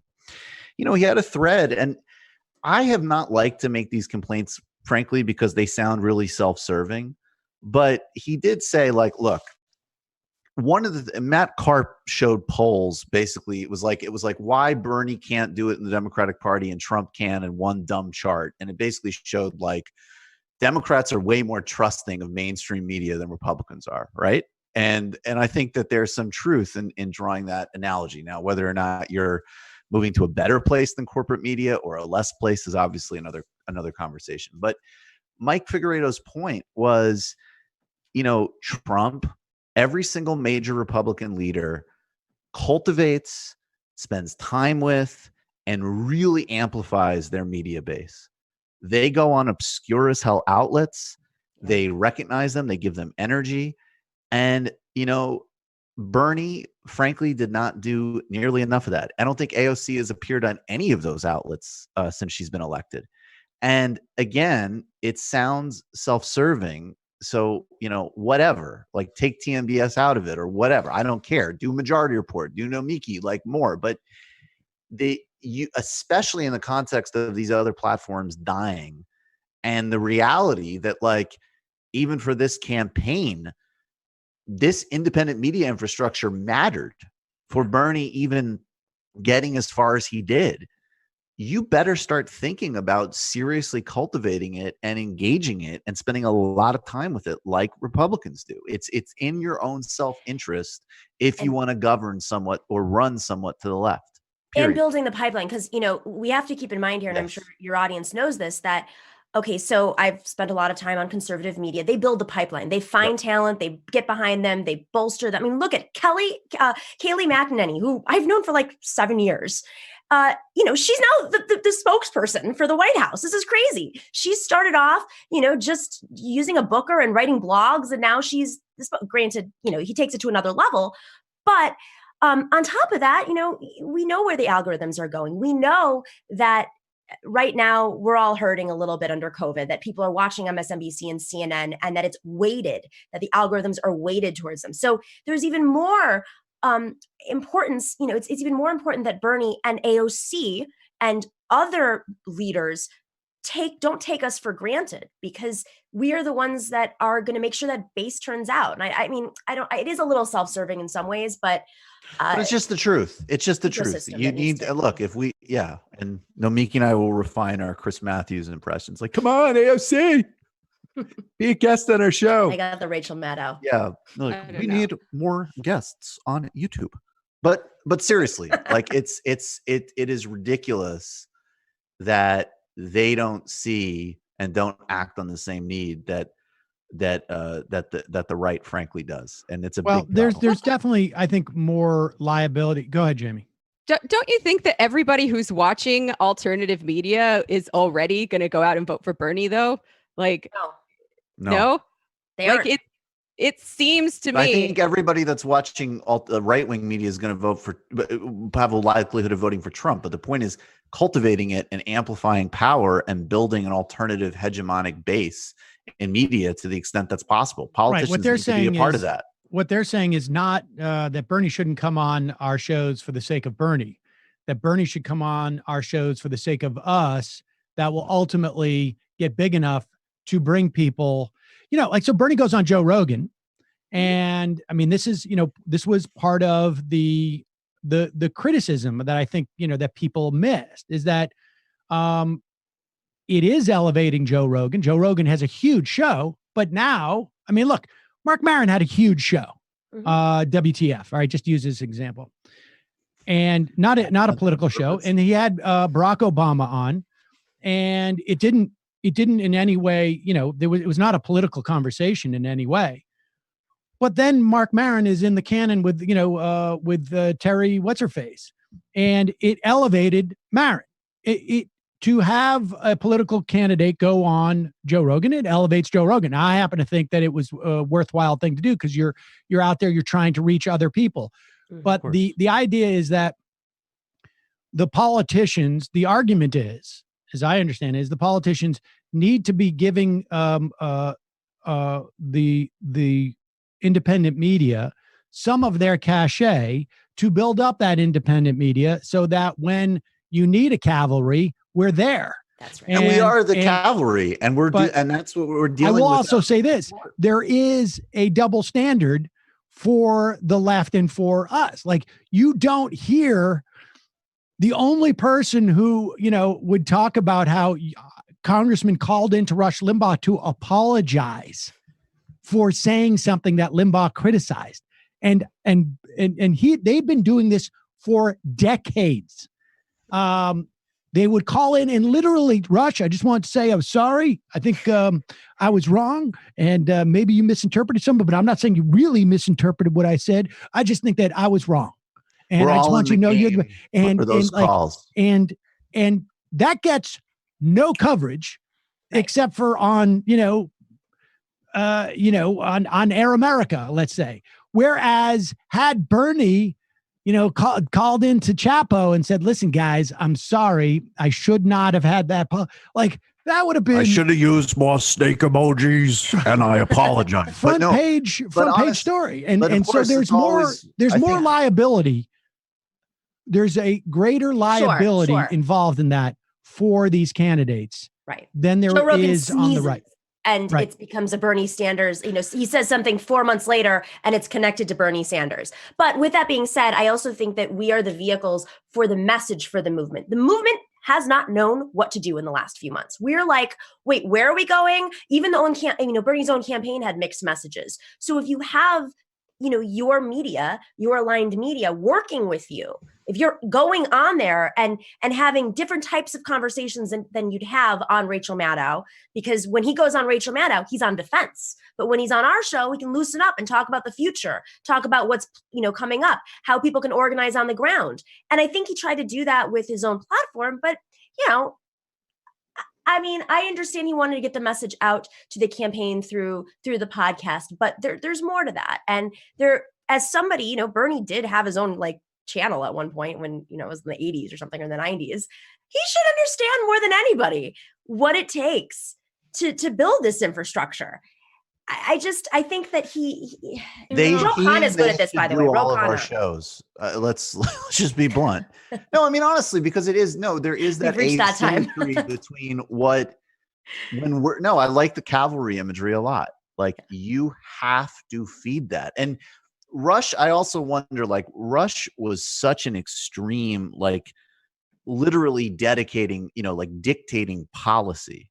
Almost, right? But we remember, we used to joke about it, great clips of Trump being on, Bubba, that's a great point. And he would just be on with some random dude named Bubba in Alabama. And guess what? Bubba's got 30,000 people that not only will vote a certain way, but they'll deliver the message, they'll cultivate in their communities. You have to feed that. And it's crazy not to. Okay. As much as I like that idea because it would probably benefit me personally, I just don't see. Oh my God, stop it. Sorry, my cat's scratching the chair. Fun working from home. I just don't know that alternative media has the potential to become as influential and wide-reaching as corporate media. It's a behemoth in this country. Maybe if we're talking about a decades-long project, it's obviously important, but I think we might get more bang for our buck trying to spread the message, trying to build power in other ways, because most people are not radicalized by listening to a podcast. I'm weird that I got radicalized by hearing ideas. Although, experiences as well played a role. Most people get radicalized by engaging in struggle in their own lives. And that's why it's the most important thing right now for the organized left, the socialist left, to be involving itself in every single working class struggle with and as the working class, to try to regrow that bond, bridge the gap between the organized left and the wider working class that's become such a big gulf in the past few decades. And I think that's the only way that political consciousness is really going to spread. I would also say that I don't think that it works the same on the left as it does on the right. I'm speaking broadly in terms of the value of having politicians on, because you can ask Amy Goodman, really. As an example. The fact is that it helped Marin to have Barack Obama on the program, but he didn't do anything with it from a political perspective. It certainly built his profile. It helped his business, but Amy Goodman, when she had Bill Clinton on and put the screws on him, basically it was over at that point. Well, how that interview happened, right, Sam? What's that? You know how that happened, though, right? It was, I think it was more or less a fluke on some level. No, that wasn't a booked interview. This is a completely different time. He was literally calling random local New York stations to get out the vote for Gore and Clinton, his wife, in 2000. Just happened to call WBAI, and to her credit, She took advantage I mean, of she it. used it to just, but that was a very different dynamic. No, but I'm saying, Now, but my point is this: is that like if you're going to have politicians on these shows, and they can either you can either make it, you can either go at them, or not. But you're going to for the idea that these politicians can go on these shows, raise the profile of the shows, but also then not have a liability and be in the same sort of like give them the same value on the right. I just don't think that analogy works in the same way. I just don't think that they give a pass to the right. Yeah, of course. And we all know that. I mean, yeah. But I'm saying, but that's why it works for them, because it's the same type of circle jerk that you see with like Sam Harris comes on to Shapiro's show and Rubin's show, and it's just a circle jerk. And unless you do the circle jerk, it is not going to have the same effect, and it's not going to be sustainable. But the circle jerk sort of undercuts the notion of independence. With that being said, I mean, it is interesting that there isn't more recognition of, I mean, I think some people, I think Ro Khanna has been extremely good at this. He called into my Sirius XM show 2.5 years ago, and we had a vocal debate because I forgot what issue we disagreed on Twitter. It was before he became this, well-known leftist. But he goes on all the left media and he recognizes that it's important to have those relationships. But for the most part, I mean, it is important that our base shows up, because out of all the bases in the electorate, it's the left younger base that does not have the history of showing up to every election versus the Republican base, which watches these shows, which listens to these radio shows, which almost always show up. And yet they still give them the attention that they demand. Partly because I think that they just understand power a little bit more in the Republican institutions. Because those radio people, like, they actually wield power. Right. I mean, for all we can say about the whatever, we can have 60, 70,000 people watch this video today, and a couple of 10,000 more watch it on or listen to it or stream it other places and whatnot. But that's nothing compared to what Mark Levin can mobilize, what Laura Ingraham can mobilize on radio. I mean, or Limbaugh. I mean, I want to push back just a little bit on that because, in 2017, if there hadn't been, frankly, a TYT, the only coverage of the IDC in New York was through TYT for like 6 months, and it brought activists involved. I mean, I can't tell you, I still get messages from people, and AOC did not get any money until TYT and Ryan Grimm reported on AOC, and then her video went viral. I'm not saying that it has no power, but I'm saying that like in 2005, when George Bush tried to push immigration reform, it was radio hosts around the country, maybe a half dozen of them, who were able to mobilize millions of people. Yes, there's no doubt that you can. We can get some money to candidates. We can get a couple hundred volunteers to go to certain areas if we, a concerted effort. Certainly TYT has that ability because they have such an audience. But the scale is radically different. Yeah. I mean, in California, right-wing talk radio got Gray Davis. It did recalls. I mean, we don't have that type of media power, and it's not going to happen until the technology radically changes and the structures of it change. But is that because they're older? I mean, their listeners are prime voters. Our listeners are not prime voters. Well, but our listeners, we still don't have those numbers. I mean, we just don't have those numbers. I think you're radio totally right. First of all, we also live in a different media age where the media is far more fractured than it was even 10, 15 years ago. But it's just, in some respects, though, I think that last point's really big. I don't know if that type of scale is ever going to be replicated. Right. I think we have to really get used to being in a radically, I think even mass cultural products that everybody tunes into, like the NFL, are dissipating, let alone in political talk. But I also think, the only way of building some scale is building scale.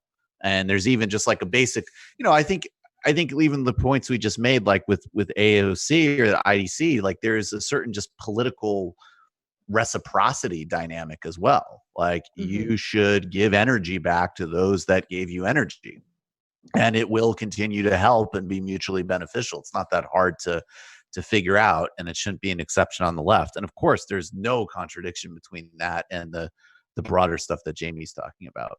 But I think the idea of the whole market being fragmented is probably a whole other and maybe even more relevant conversation, because I don't think anything's going to come to scale like that. Let's take some calls. I don't know if we're going to get to some of these video clips that I want to talk to about, but maybe we will. I mean, because the Trump was in rare form yesterday, and also, I mean, tough day to slam Joe Biden for a lack of leadership, but this was pretty egregious in my mind. But let's go to the phones. Calling from a 608 area code. Who's this? Where are you calling from? Hi, Sam. This is Tom from Monona, Wisconsin. Tom, welcome to the program. Could you say that again? You sound like you're talking underwater to me. I do. He is underwater. Tom, are you there? Nope. But I'll just make a quick comment, and that's all I have. And I beg all your pardons. I'm a little bit day behind here, so I'm not up to date on what the discussion was today. And I just wanted to interject something about yesterday with respect to the Wisconsin election. And this is apropos of nothing, except to say that when Tony Evers won the governorship election, it was pointed out, unbelievably so, by the likes of Robin Voss, who is the Assembly Majority Leader, that but for Milwaukee County and Dane County, well, he wouldn't have won. And it just goes to show the sort of attitude of, well, yeah, where the population is, people will vote for a Democrat quite often. And somehow that's not legitimate, because I guess we decided that land mass was more important than actual individuals voting. So this is the kind of thing that we're always up against. And I'm sure it relates to the discussion today. It certainly relates to the discussion yesterday. In any case, I appreciate all of the shows you guys do. You're all very good. I learned so much from listening to all of you. I'll get off the phone and let somebody else on, but thank you so much for doing what you do, okay? Thanks for the call. Thanks. Stay Let me safe. try and call back in and see what's going on with my system. I may have a little bit of an issue. Let's do Thank you for calling into yeah, the there we go. Majority Report. Let's Please use play no this speakerphone clip though. if In the your meantime, one comment or request is Brendan, ready. we've been Listen for talking Spanish about, call out one of the or points I area wanted code. to make very And we'll early be with on you shortly. about Sanders' speech is, or I should say, address, as it were, to the country in terms of him dropping out, was just remember that Elizabeth Warren still has not endorsed Joe Biden. She said he was a really good guy. Bernie Sanders said the same thing. Really good guy. No explicit endorsement. We spoke to Josh Orton, who's senior policy director and senior advisor, said that when Bernie Sanders endorses him, we'll know that. And whereas I do not remember, I heard criticism from the left, Elizabeth Warren should be endorsing Bernie Sanders. But I don't remember any criticism of like, she's not endorsing Joe Biden enough. And I don't know if anybody has seen that recently, let me know. But let's play this video from CNN where apparently not enough by Bernie Sanders. Today, I congratulate Joe Biden, a very decent man who I will work with to move our progressive ideas forward.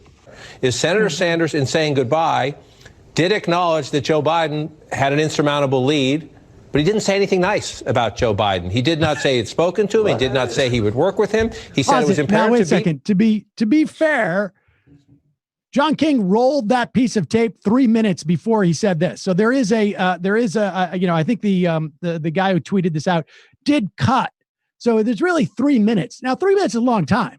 You can forget what you've heard sometimes, or maybe you're just not paying attention. But here's John King. He's got a story. He wants to go with it no matter what. Roll it back so that people get this, so that people listen to what Bernie said. 3 minutes later, John King says, I never heard it. Today, I congratulate Joe Biden, a very decent man who I will work with to move our progressive ideas forward.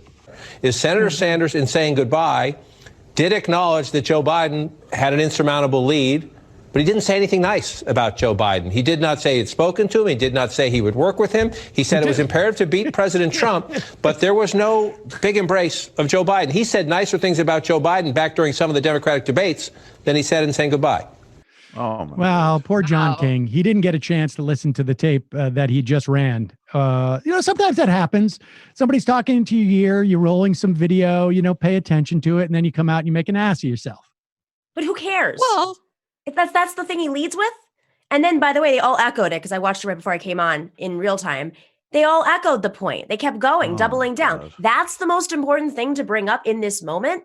Even if that's the case, they still can't hold back. They can't hold back on shitting on a guy when he's down in the middle of a pandemic. I'm sorry, but this is they're already pivoting clearly to coming up with places to point the blame when Biden loses really badly to Trump. So, I mean, no matter what Bernie had said on that video, it probably wouldn't have been enough for them.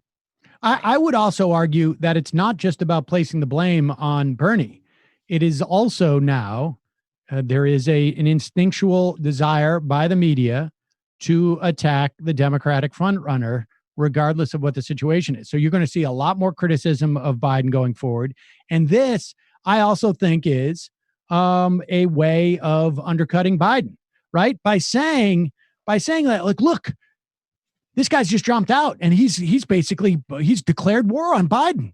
I mean, that's the subtext of what they're saying, that the Democrats are in disarray in that situation. 100%. And to everything, I think, pretty much has been said. And I just want to say too, as a kind of general, like, if you are interested, let's say John King is actually concerned about Donald Trump being defeated, and he has some notion of making sure a bunch of voters don't bail on the Democratic nominee, trying to force, like, the most effective means of someone like Bernie is to simply talk about Trump, not to do a fake case for Biden. It is a purely negative case is the only way you could have a prayer of mobilizing those voters. It is essentially pretending that Biden doesn't exist and talking about ICE. Joe likes Amtrak too. I'm serious though. Like, this guy is price gouging during a pandemic. Yeah. Children are in concentration camps that he is actually probably making sure that the people who put them there get masks. The economy's imploding. Like, the idea that in addition to the complete non-recognition of reality about Bernie's base and the material conditions of the country and the endless trashing of Bernie, no matter how gracious he is, the idea that Bernie or his surrogates or anybody else is going to do anything for Biden by pretending that it's about Biden and nothing other than a purely negative vote is a fantasy, and should be, and the people who actually care about the result of defeating Trump should be the first ones to drop it. And that's what the Democratic voters are saying. I said that. I mean, that's what every poll showed that 65% of the people going in to cast a ballot were doing it because they want to beat Trump, not because there's an issue set that they agree with the person that they're voting with. That's 65%. Basically, said my number one electability argument. My number one priority, and so all that. So the issue is, and the electability argument is a second order response to, I just want to defeat Trump. Yeah. And that's it. And so the idea that one has to say Joe Biden is great to inspire people to vote against Trump, wrong. What Sanders needs to do is to basically say, regardless of what Joe Biden does, Donald Trump is worse, because Donald Trump is worse. I mean, it is self-evident. There are going to be the immiseration that's going to come from the way that he handled this. And we don't even, I mean, I think the thing that, like, you know, hopefully we will hear more of going forward, but I don't know how you even wrap your minds around this, is what does Donald Trump look like in a second term? Yeah. Like, what does Donald Trump look like when it's like he's fired, apparently, according to not only has he fired a couple of IGs on he fired the slush fund IG now. Yeah. He's fired the IG who was looking at the intelligence community, but apparently he's got a list of like 5 or 6 other IGs that he's going to fire. These are the internal watchdogs of our apparatus of our government. He's firing these people now. Yeah. What he does in a second term, forget about it. And so no one's paying attention now. That's why. Well, I mean, no one's paying attention now, but you can pay attention in February of 2021. And if he's the president, it doesn't matter. So stop bitching about what Bernie does or does not say. I mean, I remember the most effective clip, and this is a micro level, right? 2016. I did one of my first clips about how horrible Hillary was and how justified people were on every level, foreign and domestic, to not want to vote for her, and then carefully laying out a case as to why I would still recommend in a swing state you vote for Trump. That's it. I mean, you vote for Hillary. That's it. Like this like, that's not John King's mission. That's not John King's mission. That's no, not it's John obviously not John King's mission, but I see it in a lot of, Democratic fan accounts.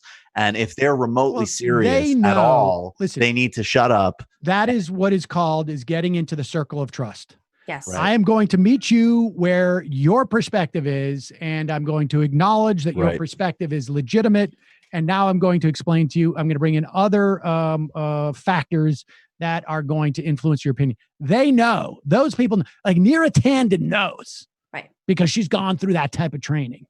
She didn't listen to it. Those trainings. And she probably paid for those trainings, but doesn't listen to it. But she didn't listen to it. Well, okay. With that all being said, Bernie saying today in his speech that you can still vote for him in the primary because he wants to have delegates at the convention. I'm actually surprised that they didn't go after him on that. And I'm actually a little surprised that he did it and disappointed, honestly, because number one, like, listen, I'm pro reforming the DNC. You all know that. But the reality is that is going to be used as an excuse for blaming the Bernie voters for not turning out for Biden, for not, for sowing more division. It is what Bernie voters are now going to use as their mechanism to hold Biden accountable in whatever way or form, and then threaten a third party run or whatever is being floated right now on the internet again after 2016. But at the end of the day, I don't even think that those delegates, this is different than 2016. In 2016, those delegates had already raised money, bought their hotel rooms, thought there was going to be a floor fight, because there actually was a significant case to be made that Bernie Sanders did, Hillary Clinton did not reach the number needed to win the nomination. Of course, that's the same argument today, but Bernie Sanders is getting out of the election before half of the states have even decided to cast a ballot. So having some sort of divided DNC convention is a ridiculous argument for Bernie Sanders to be making at this point, saying he wants the platform that we know can be ripped up in a second and no one really takes seriously. Right. I just don't think he's doing any service to the movement by putting them in a position now where they can cling to one more piece of hope for Bernie Sanders rather than thinking about what's really on the line right now. And, one more note just on third parties, cut it, guys, cut it. Unless you can take over the legislatures, the Republican legislatures in this country, and, in the next 4 years, get on the ballot in all of these states, the third party is just like your easy way out of being like, I don't want to be involved with the Democrats and take over the Democratic Party because it's just too hard.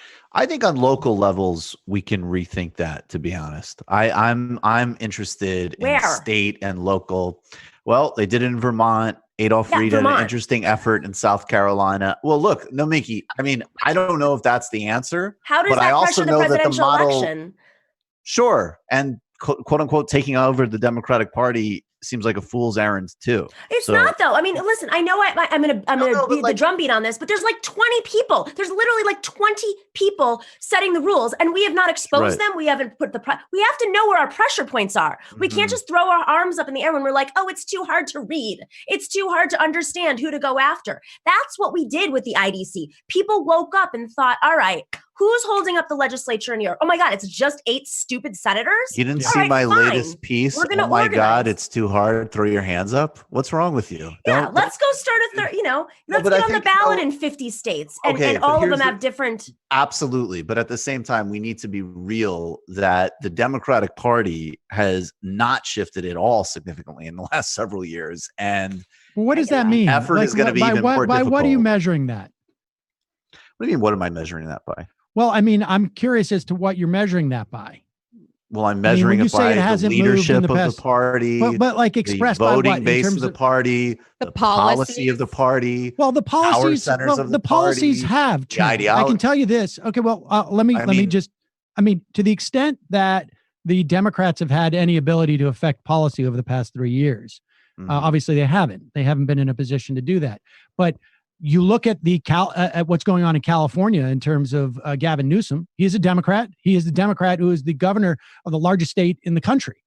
He has moved to the left. Even Andrew Cuomo, who I loathe, has moved to the left. Have you read the new Cuomo budget, Sam?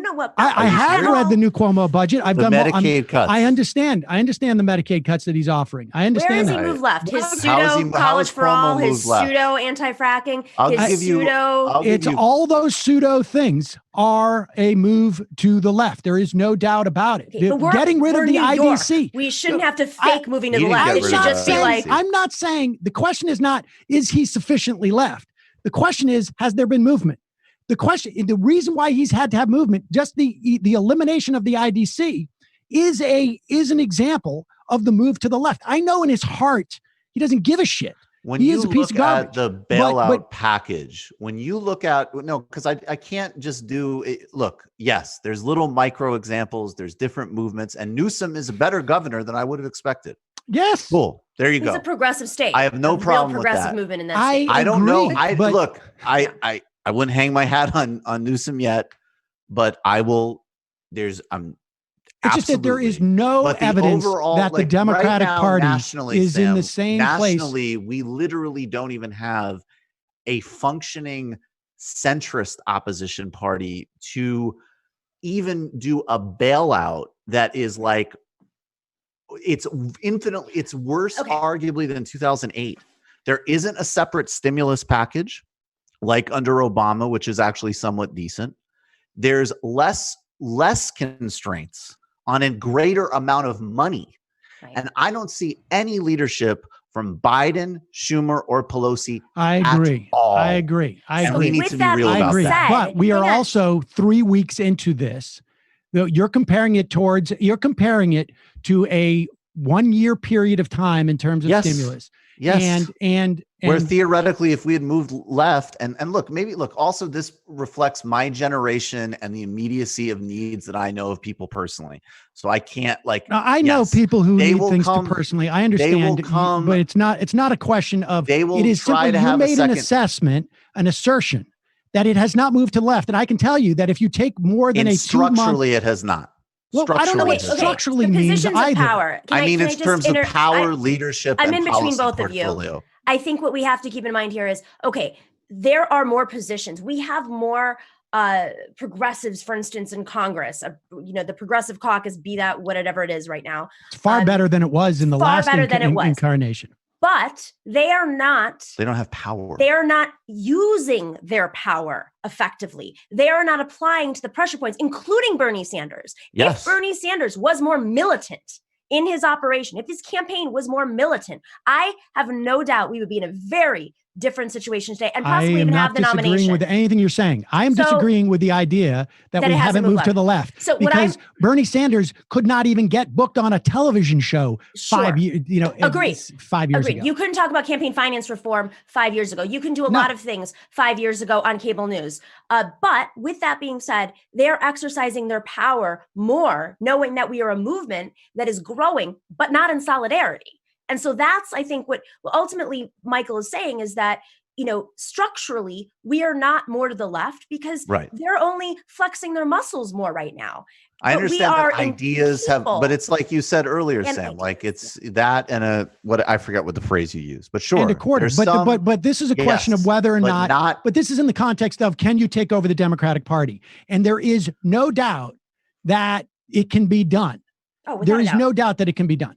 Of course it can be done. Keith Ellison lost by a handful of votes, and it took the second ballot, which they didn't expect to get to, because Barack Obama was making phone calls. That is what you call the establishment losing and really calling in the last minute favors. If we focused, if we realized what it took to get, Tony, whatever his name is, Osorio on the DNC, who's a lobbyist, out. These are people who've never had to answer to anybody and get embarrassed and have conniption fits on Twitter when they're exposed. How many DNC chairs have been canceled, truly canceled, because someone just decided to shine a light on them in the last 4 years? the left better get a lot 3 or more 4 of them. strategic in order to do it. We've got to be more strategic, but we as as in the media also have to realize that this is important stuff we have to cover, and people need to know where to look because they're looking at us. And I mean, we try, I think all of us try on this show, but we have to have a strategy. And that's where I actually put a little bit of the blame on Bernie, because he just has no interest in party politics, because he's from Vermont, because, Jeff Weaver is from Virginia. They don't care about the deal making. They don't care about how politics and power work because they haven't really had to operate in that place, and it's not natural to them. But that's not what's going to work for us as a movement. We really have to become more sophisticated. We have to understand what solidarity is. We have to call out organizations that are doing backroom deals and not taking votes. And they have to feel that pressure. It can't just be having a Twitter fight for 24 hours and making it a trend on Twitter. It has to be more than that. We have to exercise our power in real ways. And we also, in order to do that, have to be real about how limited it is and how high the barriers are. And I'm not saying it's impossible. I'm not saying that there's a better alternative. I'm not a Green Party fantasist, but I also look, we don't even have a leadership that has said we can't go on vacation right now because people are going to lose their homes and they're dying of a pandemic. Totally. Like, this is a fucking disaster. We better be real about it. Yep. Oh yeah, I mean, I don't think these things are mutually exclusive concepts. No, they're not mutually exclusive, but I think in a lot of these arguments, it's points of emphasis. But look, any argument about being more strategic and serious about how to acquire and use power, I'm all for. Let's go to the phones. Calling from a 571 area code. Who's this? Where you calling from? Hello. 571. Who's this? Where you calling from? Oh, hey, this is Mike from California.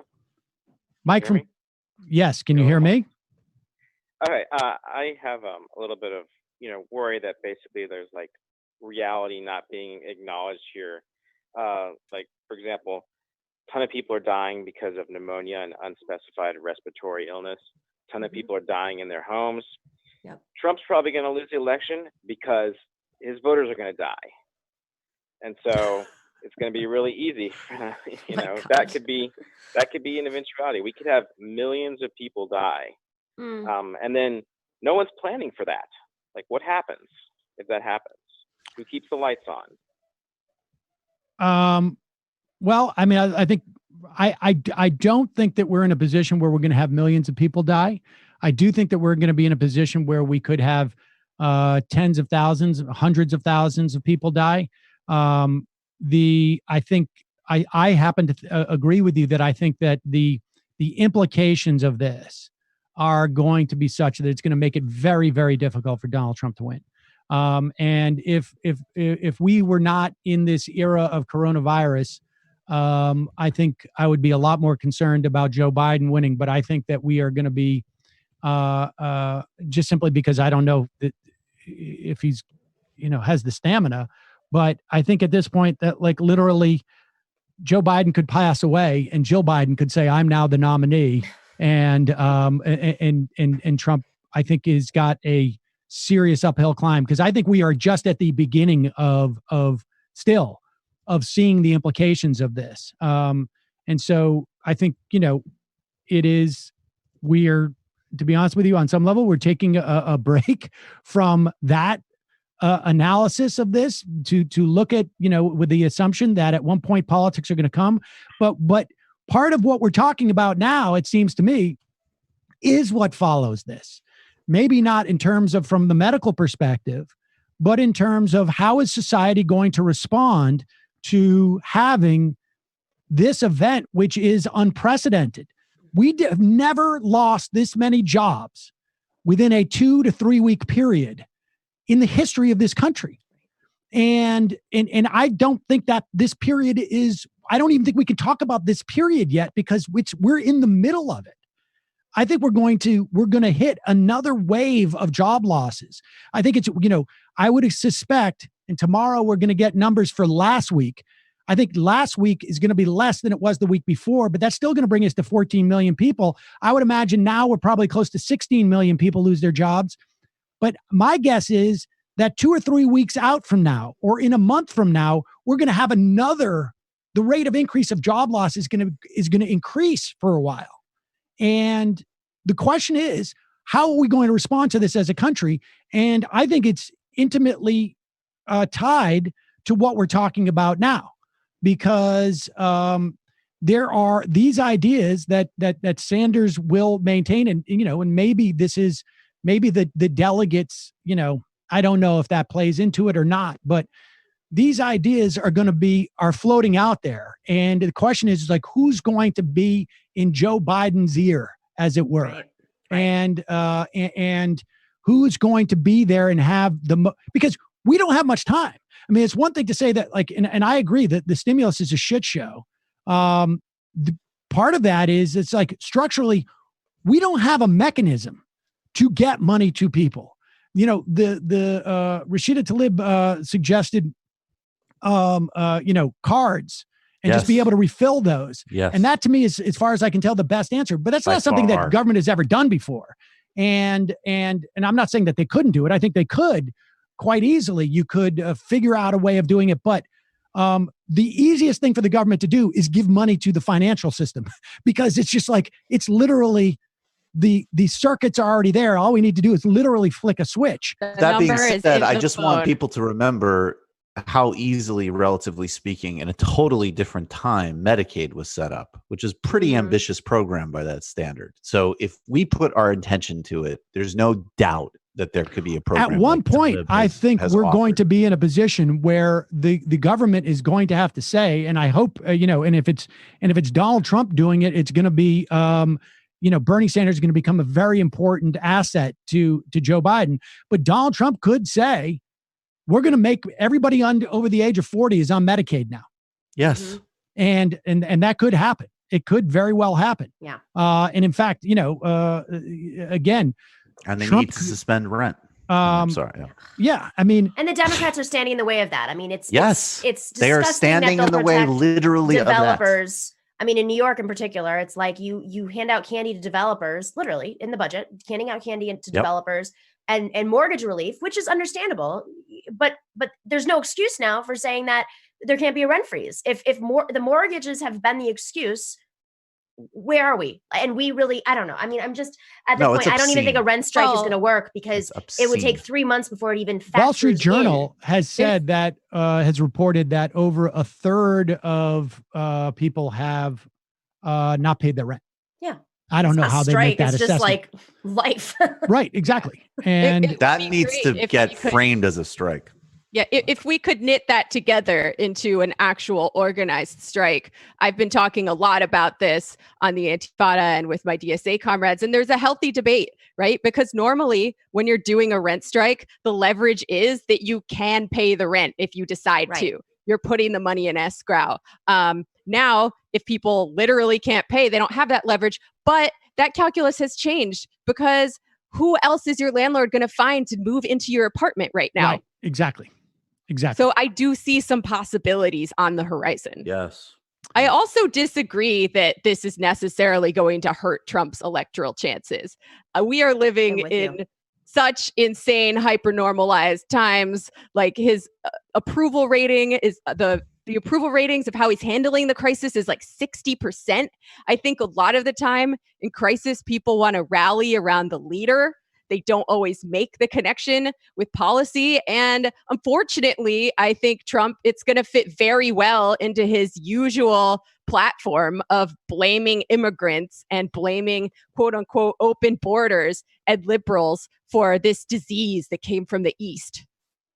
I mean, his numbers are going down, and I have a feeling that those numbers are going to get worse. I mean, we're starting to see now the epicenter move out of New York. I mean, we're starting to see the start of it. Let's put it that way. Obviously, New York has accounted for nearly half the deaths, if not more, in the country. And the rate of increase because of the density, it's obviously going to happen here first. But we're going to see this move to those people who are giving Donald Trump good ratings on responding to this. It's because they're looking around at their immediate experience and they're not seeing this yet. But we also have a voting system that is completely undefined at this point. And I think all indications show it's going to favor Donald Trump. And with the factors that small, remember? When they come back from phase 4, the first thing that Democrats should be talking about, if you ask me, is if we want to talk about power, the first thing they should be talking about is the voting, how we go about voting, because you can say we're going to get X, Y, or Z in terms of relief right now, but the pressure is on Donald Trump to provide the relief. The one thing that that could easily be skirted by would be how you vote, and any relief that is coming to people in the near term is not going to be there in the long term if Donald Trump wins again. And that's going to go straight to the Supreme Court. I mean, we don't even have a clear definition as Democrats what a favorable vote by mail system is. I mean, there are primaries right now through Matriarch. We're working with several candidates who have vote by mail, but in some cases the postage is paid for. Guess what? That favors the establishment. I mean, there's all these factors that we haven't really had a deep enough conversation about, and you have Republicans who are going to fight for it at every level because it only it's a way for voter suppression. Talk about this. Their voter suppression. Well, since we've brought it up, here is Donald Trump talking about vote by mail. This is let's talk about this. This is number 6. Where Donald Trump talks about all the different ways that people can cheat through mail-in ballots. Exactly. Now, in is it Oregon? They have all mail-in ballot election. Here is Donald Trump, who has been studying this apparently for a long time, just like with medicine. It was 15 minutes after I put out an endorsement that they said we have to move the election. They didn't want to move the election before that. The other thing they wanted to do, which is crazy, at the end of the election, they wanted to have 1 week for proxies to come in or mail ballots. Now, mail ballots, they cheat, okay? People cheat. Mail ballots are a very dangerous thing for this country because they're cheaters. They go and collect them. They're fraudulent in many cases. You got to vote. And they should have voter ID, by the way. You want to really do it right. You have voter ID. All right. So Donald Trump is talking about in Wisconsin, he's saying that they wanted an extra week. In fact, when the Supreme Court overturned the ruling by a circuit court that they could have that extra week and would count the ballots that were sent in, because we have people online, and we can play that video in a minute. We have people online in Wisconsin who were saying, I sent in my ballot 3 weeks ago. Mm-hmm. Or I sent in my ballot. I sent in a request 3 weeks ago for a, mid-March for an absentee ballot. I never got it. And so the idea was that all those ballots are sent out, 9,000, 10,000 of them at least. People didn't know there wasn't going to be an election 6 weeks out. They didn't know that, 4 weeks out that you were going to have a situation where that we're going to have a pandemic and we can't go vote.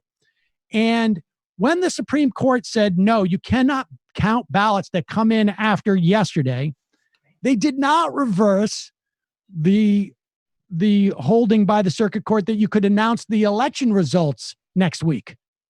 So in other words, we're not going to know who won Wisconsin because they were not under any type of mandate to count the ballots. That part was remained in the order by the lower court. And the Supreme Court just overturned the fact that you could count in ballots that come in later because of how late the ballots were sent out. That's what Donald Trump's talking about there. He's arguing that mail-in ballots, Donald Trump has just finished arguing that mail-in ballots are easily corruptible and we shouldn't allow them at all because they're corruptible. And then he's asked, hey, wait a second, how do you vote? By someone in the White House press room. This is clip number 6. Unreal.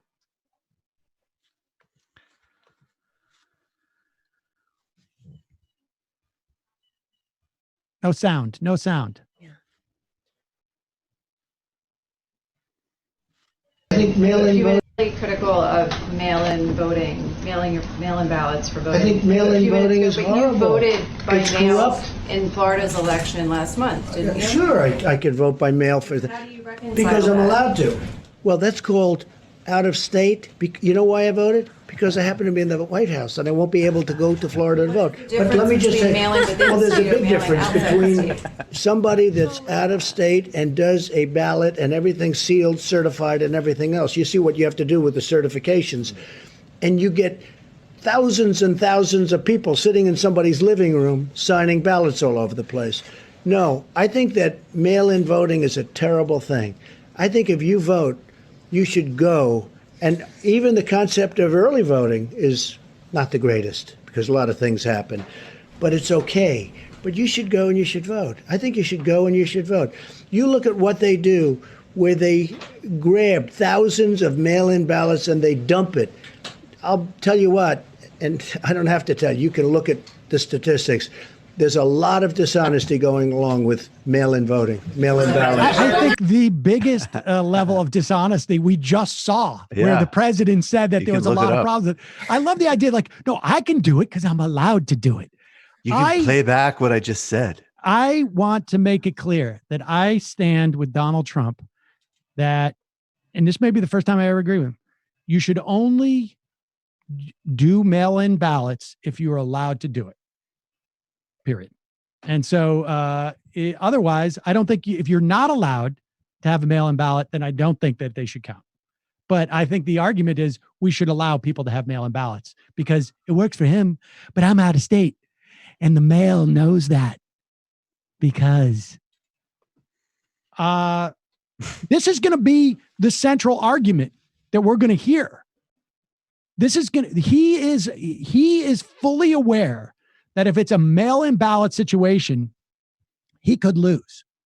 And they're going to desperately try and stop this. We know that that as generally speaking, as rates of ballots go up, Republicans lose. That has been the sort of the general understanding that people has. And he's very nervous about this happening. And he is basically getting ready for the Democrats to demand this. They better demand it because it would be another example of Democrats not ensuring that they get power, that they use their leverage to increase their power down the road. I heard that Nancy Pelosi is considering delaying the election and giving Trump another 5 years in exchange for a extension of a housing credit tax. Exactly. That's very possible. Yeah. Sounds about right. I mean, I just want to emphasize, like, I think we just legitimately don't know, obviously, who will win the general election. But like the extent to which it is seriously in question is a profound indictment because every marker should be Trump is out, peried. And look, anybody think that let me reiterate, any other of course he candidate can we would lose. have that conversation with? I know what you're saying. The idea that it's even controversial as to a question as to whether he could lose in this environment is a function of this. Let's play this clip of Joe Biden.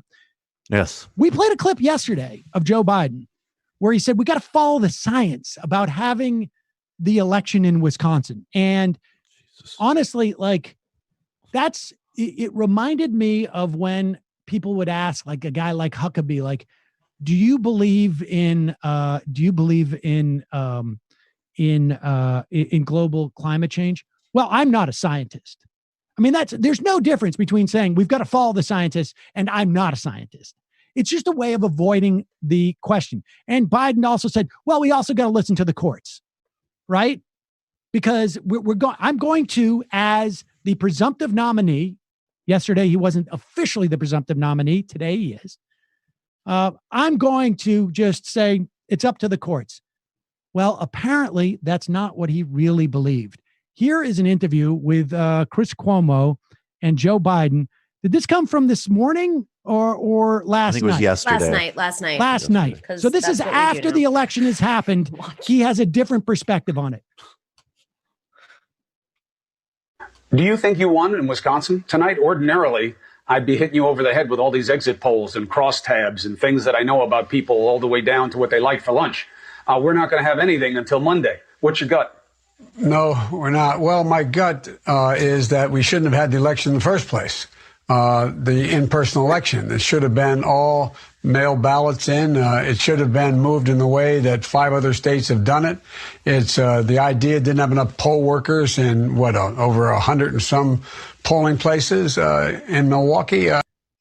There was not one piece of information that was new to him from 24 hours earlier when he answered that question. He didn't bring up courts. He didn't bring up scientists. He didn't bring up any of that. I mean, seriously? This is the feckless leadership that is frustrating Democrats right now. I mean, our show, I do a monologue. I did it last night. It's going to be out, I think, tomorrow or today, where I run through the countless times the Democrats have been feckless on things that just should not be debated. Whether it's sending people to the polls in Florida or Arizona and saying, listen to your governors that are Republican. I mean, this is nuts. I mean, those were beyond feckless. That was just, you're right. I mean, it is disgusting and unacceptable to tell people to vote in these conditions. And 2 poll workers, I believe, I mean, this was a couple of weeks ago in Florida, got the virus. And I think it's not just, it's feckless, but it's also like the classic thing that, that honestly everybody, I mean, just loathes, which is, okay, Joe, you're going to advocate, basically. You're not going to step in. You're not going to call out this travesty, which was at the end forced through by the Roberts Supreme Court. Right. But then you're going to cover your ass a little bit the next day by saying, like, hey, we probably shouldn't have done that. Right. The footage outside of Wisconsin, the footage of people in those lines desperately trying to maintain the distancing in the rain. I mean, this is the type of stuff, like, we are in a failed state right now.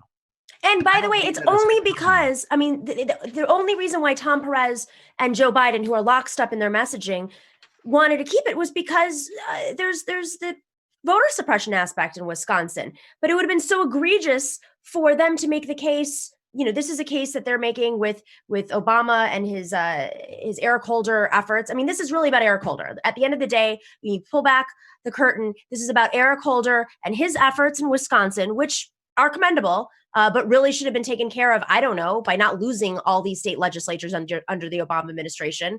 And that's why, Tom Perez finally made this decision and Joe Biden made this decision. But it took an extraordinary amount of political pressure from the inside to get them to this point. And that's what's feckless, is that they can't make a decision based on morals. They have to have communications and committee meetings behind the scenes to see, whether or not it's going to offend a donor or an industry or a lobbyist, or it's going to help one of their cronies. Well, That's and really I would even go for it. Like, forget, I mean, morals, yes, but like also, what kind of tin ear do you have? Yeah. Like, I just like, put aside morals for a moment.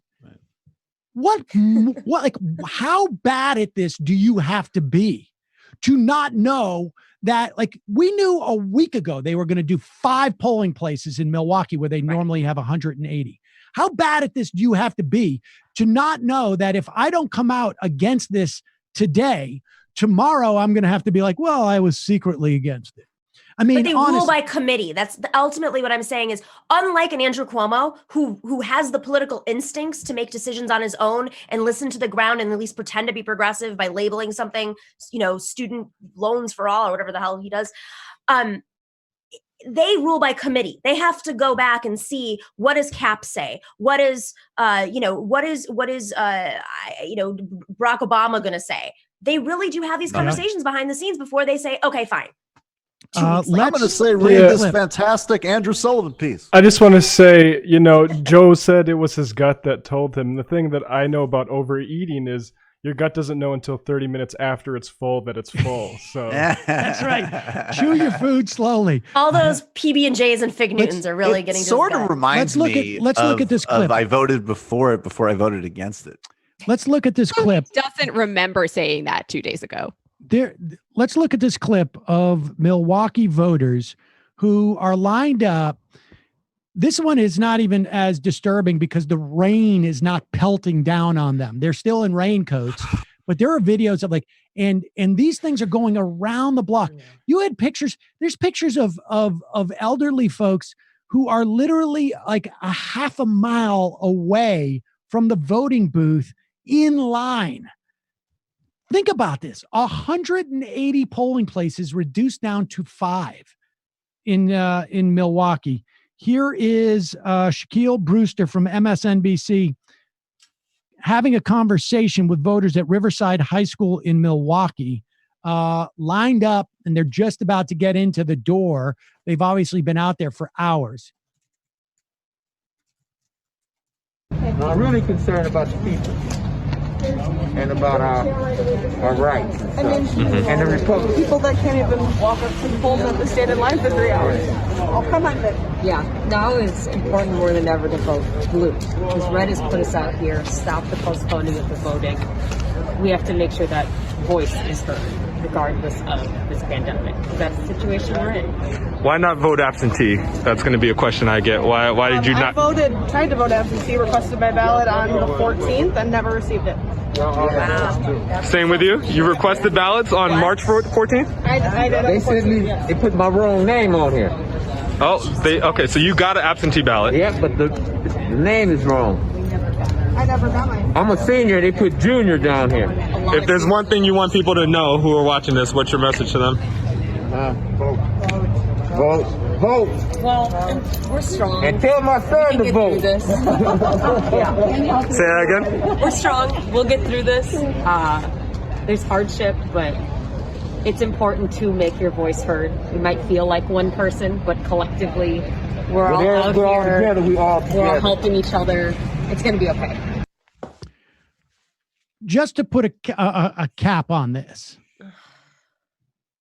the idea that the Republicans and man, in Wisconsin, just a reminder, this came up with John Nichols yesterday. Democrats won 54% of the vote. 54% of the votes cast were for Democrats in the last election for the state legislature. Mm-hmm. Yet, because of gerrymandering, Republicans still control that 66 to 34. Yeah.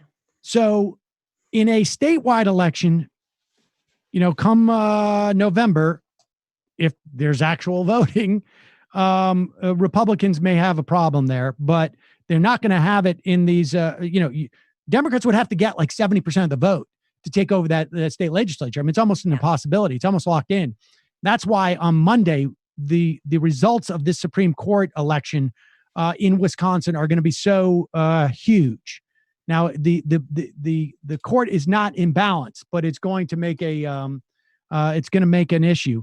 But here is the Wisconsin Assembly Speaker, who is sent out to try, I guess, to do damage control about how safe it is to vote and how it's not a big deal that Republicans, remember now, Evers, he was late to pull the trigger, but he basically said, I'm shutting down the, I want, and he doesn't have the same power that you would have if you were Scott Walker. They stripped him of a lot of power, but he went in, he said, I want to propose legislation that we punt the election. Republicans kept in session for 17 minutes and then they ended it. Didn't happen. Then he ordered the election changed. It was overturned by the courts, by the state Supreme Court. And then the extension on absentee ballots, which would have helped some of those people theoretically in line, was also nixed by the federal Supreme Court. Here is Wisconsin Assembly Speaker Robin Voss from Racine County out explaining to people why it's perfectly safe. Take a good look at this and see if you see any cues that might suggest that it's not perfectly safe to go out and vote.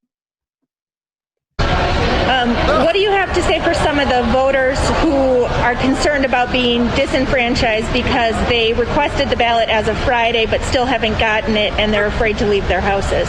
Well, the best thing about it is, number one, you have the ability to request from your clerk an email ballot. You can fill it out and send it back in. That's what the Elections Board decided yesterday, the Wisconsin Elections Commission. So that's one option for folks. The other one is you can come to a polling place and do it safely. You have the ability to do curbside voting just like they're doing here, even if it's in a different municipality without drive-up voting. You can request that the person come out. They'll deliver you a ballot. They'll check your ID. You are incredibly safe to go out. So I think that's why people have to use their own best judgment. They have to make sure that if they're compromised in any way or worry about the safety of their family, that they do it really smartly. But I look at what's happening here today, and it really makes me proud that the people who run our elections are doing it professionally, but they're also doing it in a way that makes people as safe as they possibly can be, just as safe as they would be when they go out of their house to get groceries or anything else that they need to live their daily lives. Can you? This mother effer is in a hazmat suit. And I will tell you this, they don't have drive-up ballots in Milwaukee. Right. They have it in the suburbs where they know that their voters are. And this guy is dressed as if he's about to perform, brain surgery. He's got so much protective gear on that's not available to the public. And frankly, it's highly irresponsible that you wasted that gear on that MF as opposed to somebody who needs it, who's actually going in and dealing with patients. But they, are you kidding me? Are you kidding me? Yeah, this is driving me to vape. I'm sorry to be vaping on the stream, but this guy leaves me no choice. PSA. They just released some sort of statistics on vaping. Just as a side note, it affects your lungs, and they're seeing that a lot of people who are young that are being hit by this, they're attributing some of it to the vaping. So just PSA, cut down on vaping, guys. My mom definitely told me that already. And I was like, perfectly safe. Perfectly safe. Don't worry about a thing. Don't worry about a thing. It's perfectly safe. Like, I know that it's not good for me. Sam, I'm not doing it because I think it's healthy. But you know what? Have your lungs scarred, Jamie. We need you. I'm a little stressed out right now. Might not be the best time to quit a thing. Do what we're all doing. Eat. But I am trying to cut down and eat more. That is so disgusting. Like, does this guy not realize what he's wearing? He's wearing a fucking hazmat suit. I'm sorry. I know I shouldn't swear for the stream, but that is wait,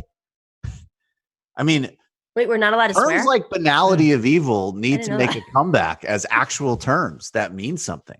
This is a guy getting on a spaceship as Earth is burning, saying everything's fine. You'll be all right. And contrast it with the people before who are a hell of a lot better than the leaders of their party, who are out saying we need to do this and they're correct. The Roberts Court, John Roberts, great devotee of the law, not a partisan hack at all, not someone who's dedicated basically the entirety of his career, essentially just to rolling back the Voting Rights Act and other major civil rights legislation. Yeah, no, he's great. And then we have this, the guy in a hazmat suit. Whatever. It's grotesque. It's every adjective I could throw at it. But I don't know. I guess it's puncturing through a certain, you just have an absorption level where you expect this stuff. You're not surprised by it. Of course. And then you see something like that, the literal visual of this guy saying, "Hey, no problem." Contrasted with those people. The whole time you're watching those people, you're thinking to myself, oh my God, make sure to not follow your natural impulses while you're chatting with other people. Keep your distance. Right. They're risking their lives to vote. To vote. Well, what's that book by Astor Taylor? Democracy may not exist, but we'll miss it when it's gone. Yes. Yeah. Definitely feeling that vibe right now. And all right. I'm sorry. I just want to do this one last video before we go, because I know, Jamie, you've got to jump to your thing, and we'll talk about that in a second. I'm trying to find, I don't know if I have the clip, but I just want to get this. I just want to amplify this clip. We'll talk about it more in the coming days. But there was a video that that Josh Marshall at Talking Points Memo found online. I mean, he didn't find it, but I mean, it was online. There's a doctor from, I think he's from NYU ICU. Do we have that video, Brendan? Yeah, just play the shorter one, I guess. There is also reporting from Stat News that I have seen, and I'm trying to, I can't quite find that piece of paper, but I want to at least get this out there because I know that we have people who are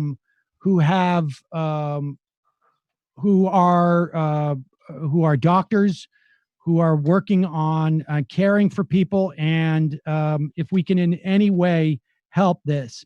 This is this Stat News. Let me just read this. There are some, this is all anecdotal. These are all just reports from some frontline doctors, but they are suggesting that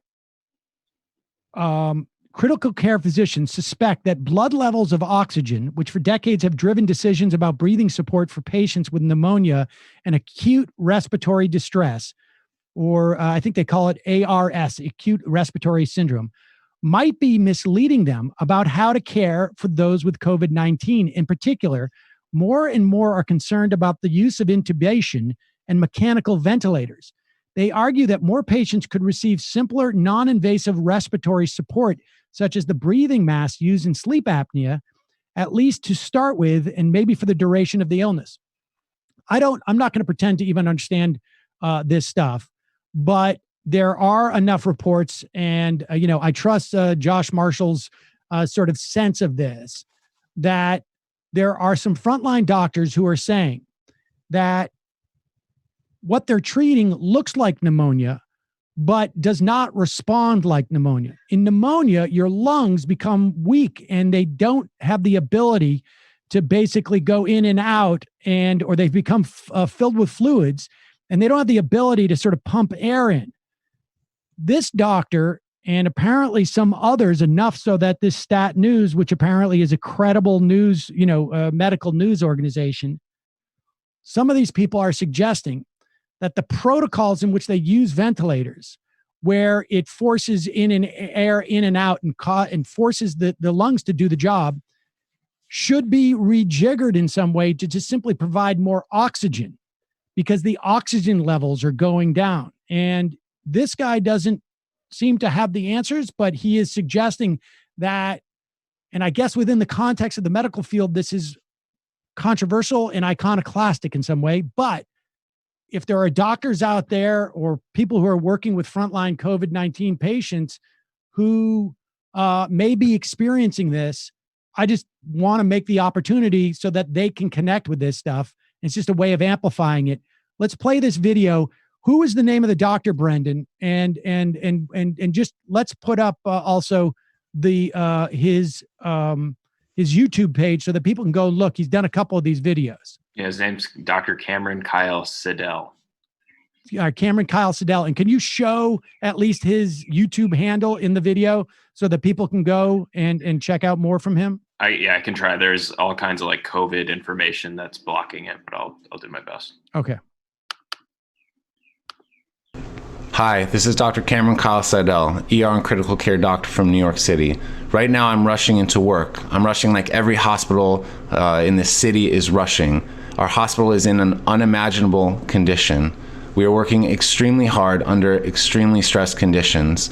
We're stressed not only over concern of our own health, but because we are watching people dying of a disease we do not understand, of a disease we have never seen before. And then we're going home to our families. We live with our kids, our parents, our grandparents.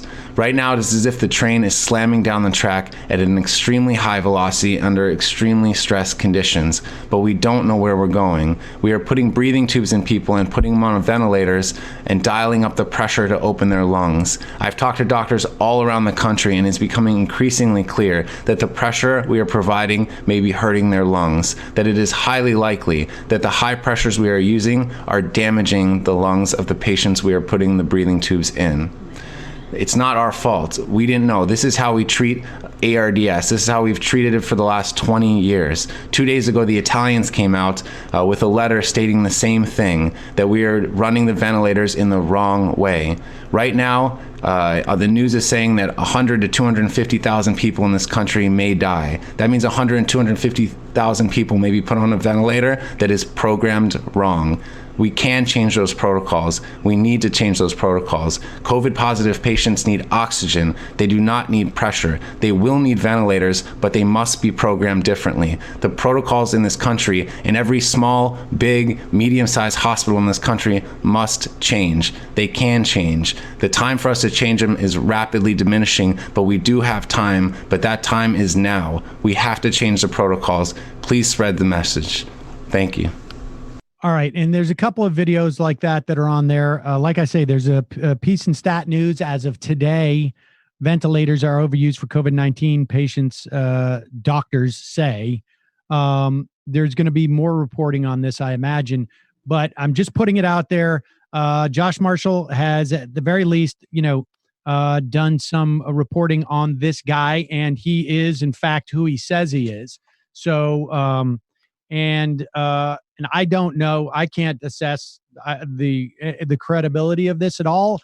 We're putting it out there in the off chance that some doctors, nurses who are working with these patients say, "Hey, wait a second, that comports with my experience too," and maybe they connect, or maybe they start to look at this, and that's why we're doing it. So, I mean, I think Cuomo said today in his press conference that there was some sort of you're more likely to die if you're being hooked up to a ventilator. I don't know if it's because you're in a worse condition or. It's not necessarily, we don't know. We don't know. The one thing I do know is that we don't know if we know the percentage of people who are on ventilators who survive is small, right. Relatively speaking. Right. But we don't know. This doctor is suggesting that at the very least, the way that the ventilators are operating is unhelpful. It's possible it's also doing more harm than good, but there's just simply, they have not seen something like this. What Cuomo said is, "Hey, get my brother more ventilation." Because I was Ma's favorite. I was Mom's favorite. Let's do that for 2 hours. Yes. All right. Well, listen, but that's why that video's out there. So, that I don't want to be, I'm not giving medical advice. I just want to make that clear. It's just a way for, has Joe Biden weighed in on this? Yes, thank you. In his gut. Surgeon General Dr. Jill Biden needs to weigh in on this, please. So we got to jump off. Jamie, I know you're going to jump off. Why don't you tell people what's going on? Yeah. So the Antifada recently started a Twitch stream, and we're going to be streaming starting. Actually, it's already started. I'm going to get on as soon as I'm done with the blogs and the post-show work. Sean's already streaming. Hopefully, he's not talking about anything too important yet, but we're going to do a post-mortem on the Bernie Sanders campaign with the help of our friends, Dickophrenic and Post-Cyborg, the Leftcom Line Goes Down Twitter guys who have been doing the Line Goes Down series with Sean. So, there's probably going to be a lot of political economy. We're going to talk about some more of the themes that I touched on today. Should be good. Also, we have a new episode out today. It's a crossover with some of the very funny people from Trash Future, which is a very good podcast out of the UK. Nomi, what's happening with the Nomiki show? We have a new episode coming out, I think, tomorrow. And Michael Brooks is on it. You may know him from the Michael Brooks Show from here. He's got a book. I don't know where he found the time to write a book, but he's got a very, very interesting book that just came out. Are you going on tour? Yeah, he's doing a tour. I literally just texted him to see if he wanted to. That'd be hilarious to Joe Biden, like a zero bookstore. It's like, no, we still got to do signings. Still got to come out. And then you could come out the next day and say, in my gut. In my gut, I don't think we should have met at the commune. In my gut, we shouldn't have done that college lecture. But you can go to patreon.com/The Nomiki Show. We also have an unfiltered version of our interview because we tried it the day before and my microphone somehow cut out. And so now we've got a lot of Michael Brooks content, just what you need. It was a lot of fun, Nomiki. I'm really surprised you want to release that publicly, considering some of the things you said. On last night on the Michael Brooks Show, we went in depth on the kind of macro scale of the crisis with Richard Wolff. We talked with Chris Smalls, who's organizing these Amazon strikes. He's an amazing human being. I think this is exactly where we need to be focusing our energy. Post-game involving Trinidad and Tobago and others trying to resist. I mean, the United States is stationing a warship in the Caribbean Ocean, not only with regards to threatening Venezuela, but also Caribbean oil production. We're just doing a lot more content in general. Patreon.com/TMBS. I'm going to be hopping on a live stream soon. And I'll just say also real quick, there's my book. And this Saturday, new show I'm co-hosting with Anna Kasparian for the Jacobins YouTube channel, and you can check that out. Hey. That's a new project. So thanks everybody. Stay safe, stay healthy. Did I Stay forget home. to say my Twitch URL? I feel like I did. Yeah. What is it? Still learning. Twitch.tv/The Antifada. All right. That is what I would have anticipated. Matt. Yeah, Literary Hangover, folks. Check it out. We did Afro Ben's The Widow Ranter, which is a play about Bacon's Rebellion only 12 years after the fact. So check that out, folks. All right, folks. Don't forget, you can become a member of this program by going to jointhemajorityreport.com. If you're someone who doesn't have the financial resources, you're worried about your job and want the show, just email us at majorityreporters@gmail.com.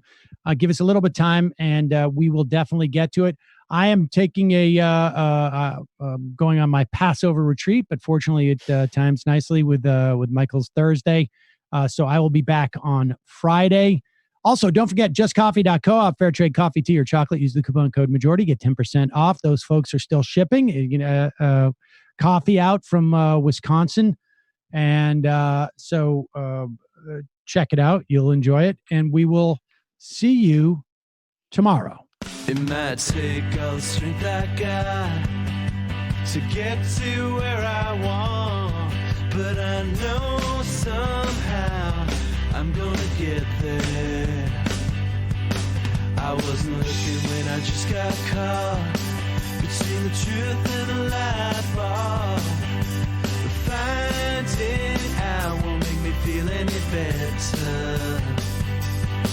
Yeah, I know the clock is ticking, but the meds are gonna kick in, and my pilot light shining bright. I get somewhere the choice was made, for the option where you don't get paid, for the road that bends before it finally breaks you. I guess somehow I lost my drive,